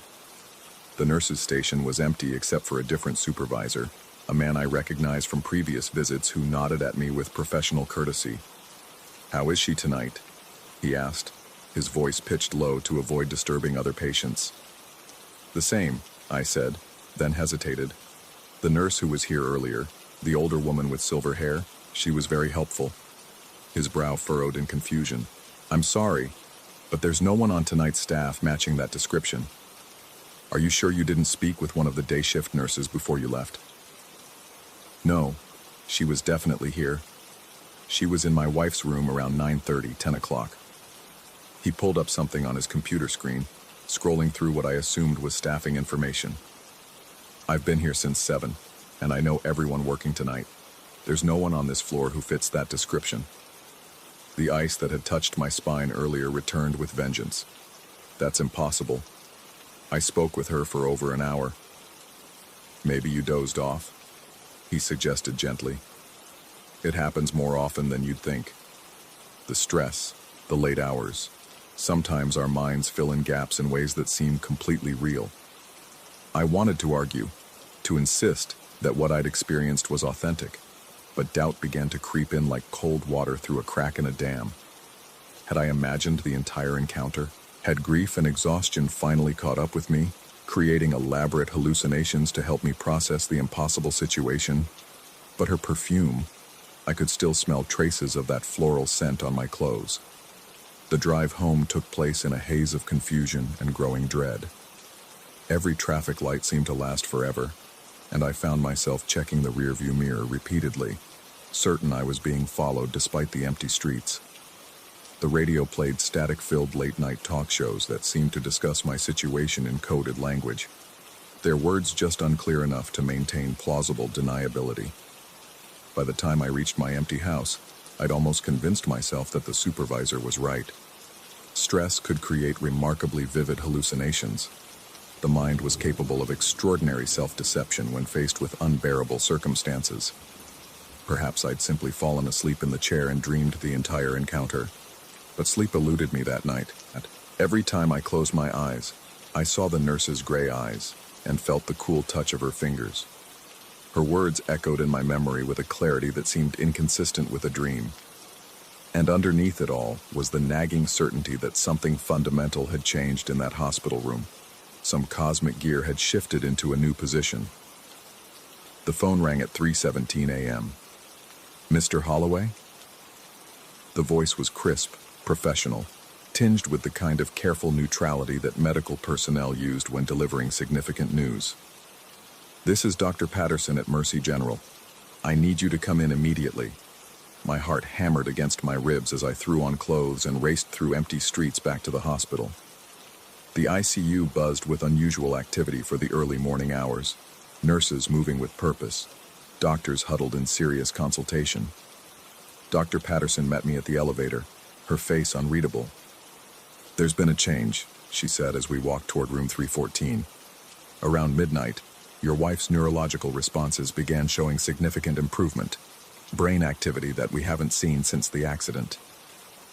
We reached the room, and I could see immediately that something was different. The same machine surrounded my wife's bed, but the quality of her stillness had changed. Instead of the waxy immobility that had characterized her coma, she seemed to be sleeping naturally, her facial muscles occasionally twitching with what looked like dreams. "We're cautiously optimistic," Dr. Patterson continued. "These kinds of sudden improvements aren't unheard of, but they're unusual.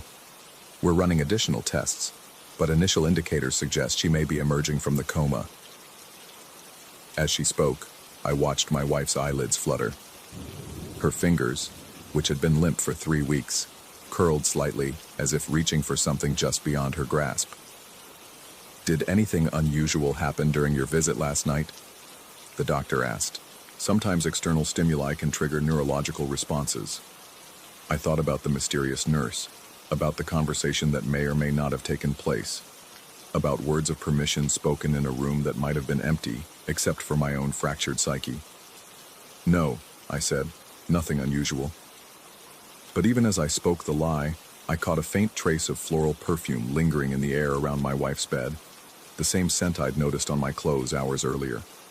And for just a moment, I could have sworn I saw a figure in white moving past the doorway, silver hair catching the light before disappearing around the corner. Dr. Patterson didn't seem to notice. She continued explaining the medical procedures they would implement, the cautious optimism that needed to be tempered with realistic expectations, the long road of recovery that might lie ahead. But her words faded into background noise as I focused on my wife's face, watching for signs of the consciousness that seemed to be swimming closer to the surface. Over the following days, my wife's condition continued to improve with a speed that surprised even the most experienced neurologists.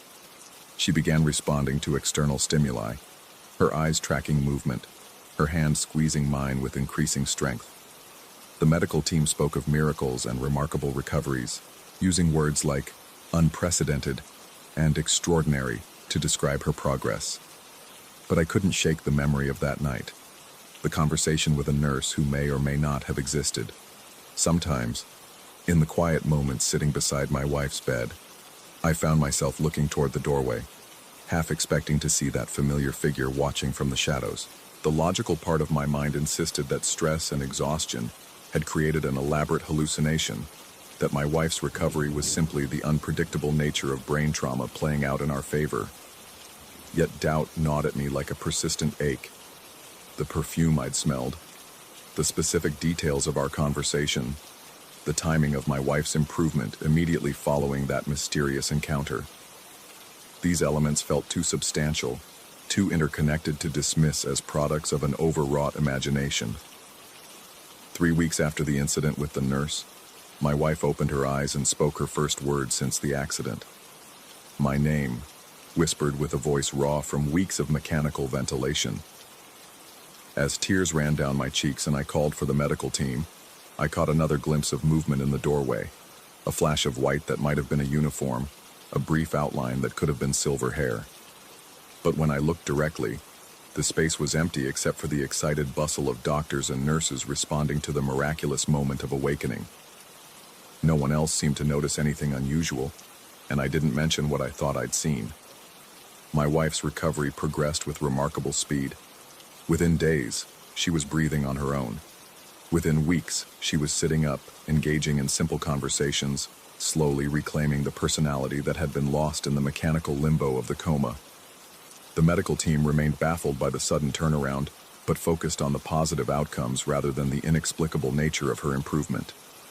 During one of our first real conversations, as she struggled to piece together the lost weeks of her memory, my wife mentioned a dream she'd had while unconscious.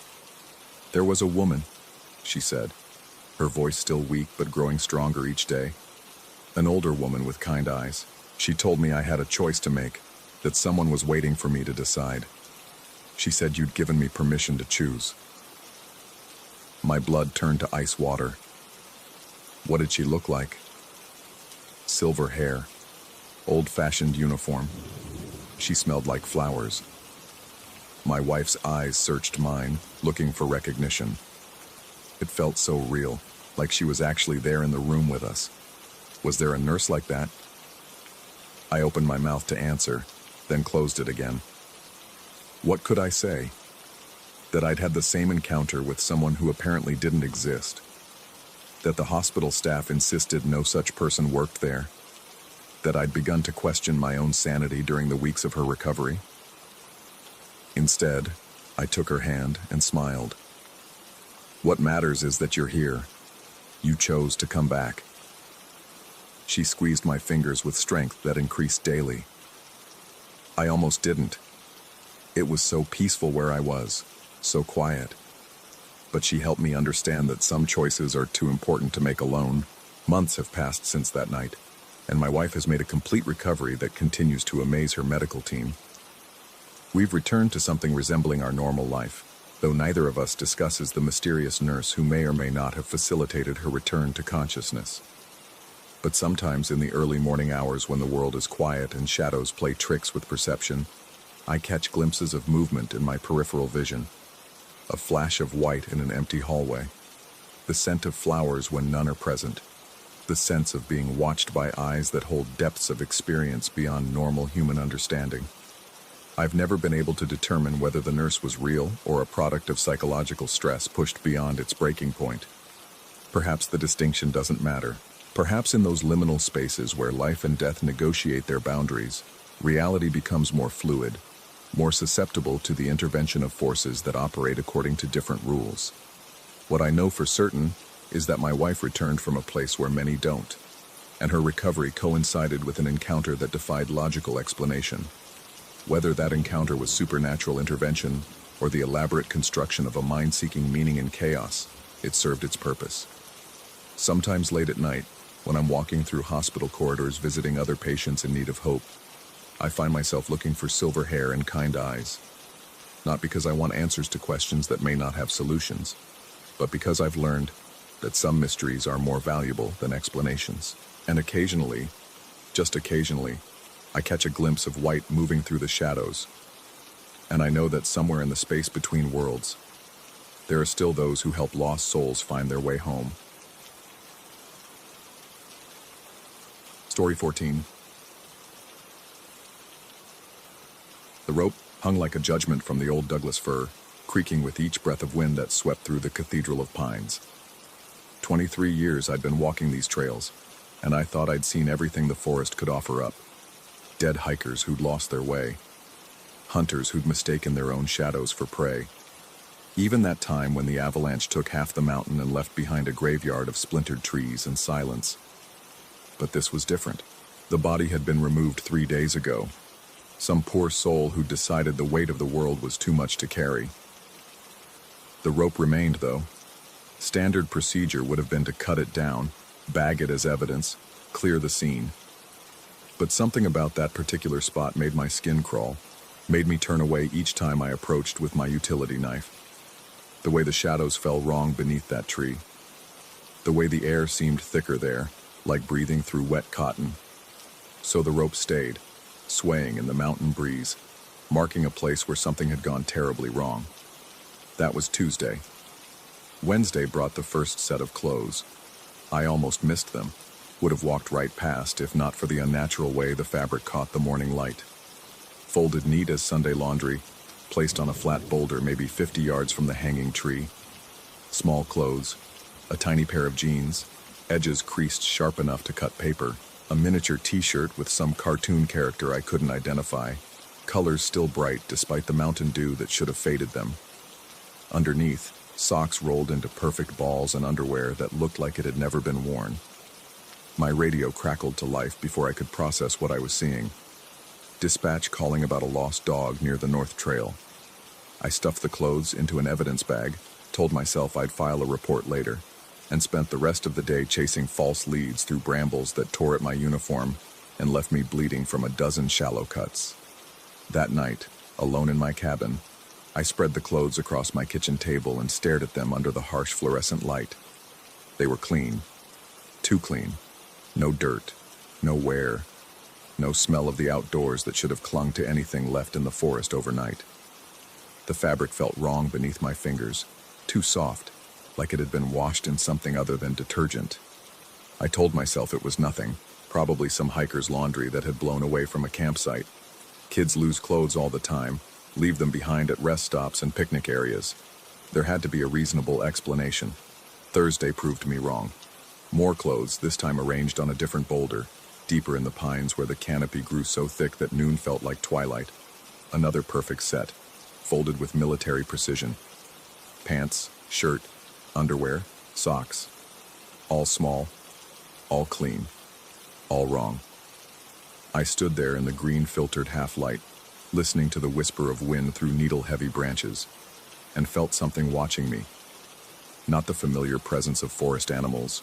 I knew the weight of deer eyes, the curious gaze of squirrels, the distant observation of circling hawks. This was different, patient, calculating. When I turned to scan the tree line, nothing moved, but the feeling remained, pressing against my back like cold fingers. That evening I called my supervisor, tried to explain what I'd found without sounding like I'd lost my mind. He listened with the kind of patience reserved for old employees who'd spent too much time alone in the wilderness. Could be connected to the suicide, he said finally. People do strange things when they're planning to, you know. Maybe this person had some kind of ritual, some way of saying goodbye to childhood or innocence or whatever. It made sense. It had to make sense. But it didn't explain the pristine condition of the clothes, or why they kept appearing days after the body had been found and removed. Friday brought shoes, tiny sneakers, laces tied in perfect bows, placed side by side on a moss-covered log like someone had just stepped out of them. The rubber soles were unmarked, white as fresh snow. When I picked them up, they were warm. Not sun warm, not heat from the ground warm, body warm. As if someone had been wearing them moments before I arrived, I dropped them immediately, the sound of their impact unnaturally loud in the forest quiet. They landed upright, still perfectly positioned, still radiating that impossible warmth. The watching feeling had grown stronger. Whatever observed me from the shadows no longer bothered to hide its presence. I could feel it moving when I moved, stopping when I stopped, always just outside my peripheral vision. The forest itself seemed to be holding its breath. Saturday brought 2 sets of everything, 2 perfectly folded outfits, 2 pairs of shoes, arranged on either side of the trail like some invisible children had decided to play in the dirt and would be back any moment to reclaim their things. I began to understand that this wasn't random. The placement was deliberate, leading me deeper into the forest with each discovery, away from the main trails, away from the marked paths that weekend hikers used, into the heart of the pines where the trees grew so close together that the ground between them lay in perpetual shadow. The rope still hung from its tree, but I could no longer see it from where the trail had led me. Everything looked the same in this deep forest, endless columns of bark stretching up toward a canopy so thick it filtered out the sky. I had my GPS, my radio, my years of experience navigating these mountains. But for the first time since becoming a ranger, I felt lost. That's when I heard the laughter, high and bright, like wind chimes made of crystal. It echoed through the trees from no direction and every direction at once. Children's laughter, full of joy and innocence, and something that made my blood freeze in my veins. When I called out, asking if anyone was there, if anyone needed help, the laughter stopped so abruptly that the silence felt like a slap. But in that silence, I heard something else. Footsteps, light as falling leaves but unmistakably real, moving through the forest parallel to where I stood. I followed the sound, crashing through undergrowth that seemed to grab at my clothes and skin. But the footsteps always stayed just ahead of me, just out of sight. When I finally stopped, chest heaving, sweat stinging my eyes, I found myself in a small clearing I'd never seen before. In the center stood another Douglas fir, its trunk scarred by something that might have been lightning or might have been claws. Arranged in a perfect circle around its base were dozens of sets of clothes, dozens of pairs of shoes, all small, all clean, all waiting. And hanging from the lowest branch, swaying gently in the windless air, was a rope. Not the same rope from Tuesday. This one was different, older, more weathered, its fibers darkened with age and something that might have been stains. It creaked with each gentle movement, and in that creaking I heard voices, whispers, promises of peace and an end to questioning and doubt. I understood then that I had been led here, that the clothes, the shoes, the laughter, the footsteps, all of it had been designed to bring me to this place, to this tree, to this rope. The watching presence was no longer hiding. I could feel it circling the clearing, staying just within the tree line where the shadows lay thick as tar. Whatever it was patient. It had been patient for a very long time, patient enough to fold clothes with perfect precision, patient enough to arrange shoes in neat rows, patient enough to wait for the right person to follow its breadcrumb trail into the deep forest. My radio was dead. Had been dead, I realized, since Thursday. The static I thought I'd been hearing was something else entirely. My GPS showed nothing but blinking question marks. According to the satellite, I was nowhere at all. The rope swayed, and in its movement I saw myself, saw the weight of 23 years walking these trails, finding bodies, cleaning up after human tragedy, carrying the accumulated sorrow of 1,000 small deaths. Saw how easy it would be to simply add my own weight to the branch, to stop asking questions that had no answers, to join whatever waited in the shadows between the trees. But as I stepped closer to the scarred trunk, something caught my eye. Mixed in with the perfectly folded children's clothes were other things. Adult clothes, ranger uniforms, name tags I recognized from personnel files of officers who had simply disappeared over the years, vanished without a trace, their last radio calls fading into static, their vehicles found empty at trailheads with no sign of struggle. The watching presence pressed closer, and I realized it was not one thing but many. All the lost, all the taken, all those who had followed trails of breadcrumbs into the deep forest and found something waiting that was older than the trees, older than the mountains themselves, something that fed on sorrow and hopelessness, and the particular despair that comes with being alone in vast, indifferent wilderness. The rope hanging from the branch was not an invitation, it was a tool, and the small clothes arranged in their perfect circle were not evidence of tragedy. They were bait. I ran, through undergrowth that tore at my skin, through shadows that seemed to reach for me with grasping fingers, through air that grew thicker with each step. Behind me the laughter returned, but different now. Not the innocent joy of children at play, but something ancient and hungry, something that had been perfecting its mimicry for decades. The forest around me began to change. Trees I had known for years took on unfamiliar shapes. Trails I could walk blindfolded twisted into configurations that made no sense. The rope-scarred clearing followed me, appearing around every turn, waiting behind every grove of pines. No matter which direction I ran, I found myself circling back to the place where dozens of sets of clothes waited in their perfect arrangements. On the fifth circuit, or was it the sixth, I stopped running.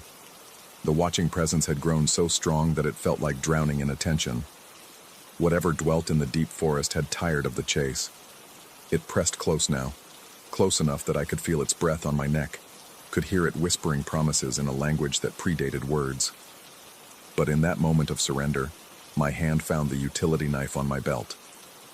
The same knife I had been unable to use on the original rope, the one that still swayed beneath the Douglas fir, where all of this had started.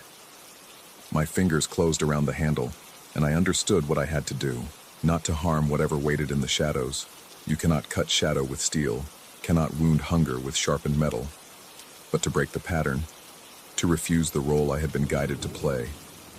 I began cutting down the clothes, slashing through fabric that released sounds like screams when the blade parted the fibers, scattering the perfect arrangements into chaos, destroying the careful order that had been designed to lead me to despair. With each cut, the presence in the shadows recoiled. With each destroyed piece of bait, the forest began to reassert its familiar shapes. The laughter turned to something like rage, like a child's tantrum magnified beyond all reason. But it was fading, growing distant, retreating to whatever deep places it had emerged from. When the last set of clothes lay in tatters around the scarred tree, when the last perfect fold had been reduced to scattered threads, the rope simply wasn't there anymore. The clearing began to fade at the edges, like a photograph left too long in sunlight. Within moments, I stood in familiar forest again, surrounded by trees I recognized, breathing air that tasted of pine needles and morning dew instead of patient hunger. My radio crackled to life, dispatch asking for my location check. My GPS showed coordinates that made sense, placed me exactly where I should be according to my planned patrol route. But in my pocket, my fingers found a single thread of fabric, impossibly clean, impossibly soft, still warm with body heat that could not be explained.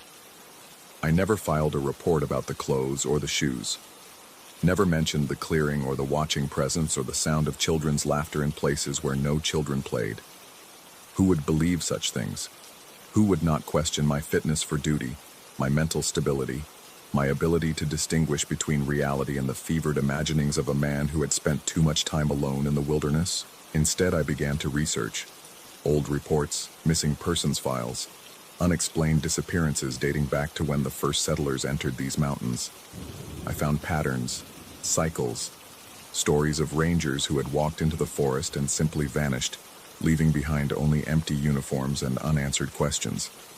And sometimes late at night when the wind blows through the pines with just the right cadence, I hear laughter in the distance, high and bright and patient. I feel eyes watching from the shadows between the trees. I remember the weight of that rope, the promise it carried, the ease with which one could simply step forward and let gravity solve all of life's complicated problems. The original rope still hangs from its tree. I pass it every day on my patrol, and every day I feel the same crawling sensation, the same wrongness that makes me turn away before I can raise my knife to cut it down. Because I understand now that some things are meant to remain, some markers should not be moved. Some invitations should hang forever unanswered, serving as warnings to those who might otherwise follow breadcrumb trails into the deep forest. The clothes have not returned. The shoes remain absent from their moss-covered logs. But the watching never stops. And in my pocket, that single thread of fabric has begun to multiply. 1 became 2. 2 became 4. Each morning I find more, perfectly clean, impossibly soft, warm with the heat of bodies that were never there. Soon, I think, I will have enough for a complete set. Small clothes, folded neat as Sunday laundry. And when that day comes, when the pattern completes itself, I suspect I will understand what the presence in the shadows has been waiting for all along. Until then, I walk my trails. I file my reports. I pretend that the forest holds nothing more dangerous than bears and bad weather. But late at night, when sleep refuses to come, I count the threads in my pocket and wonder if 23 years of walking these mountains has finally driven me to see things that are not there. or if the things I see are more real than I ever dared imagine. The rope creaks in the wind, the shadows watch, and somewhere in the deep forest, something waits with the patience of stone, the hunger of winter, and the perfect memory of every soul who has ever chosen to step forward instead of turning away. The thread count in my pocket has reached 11,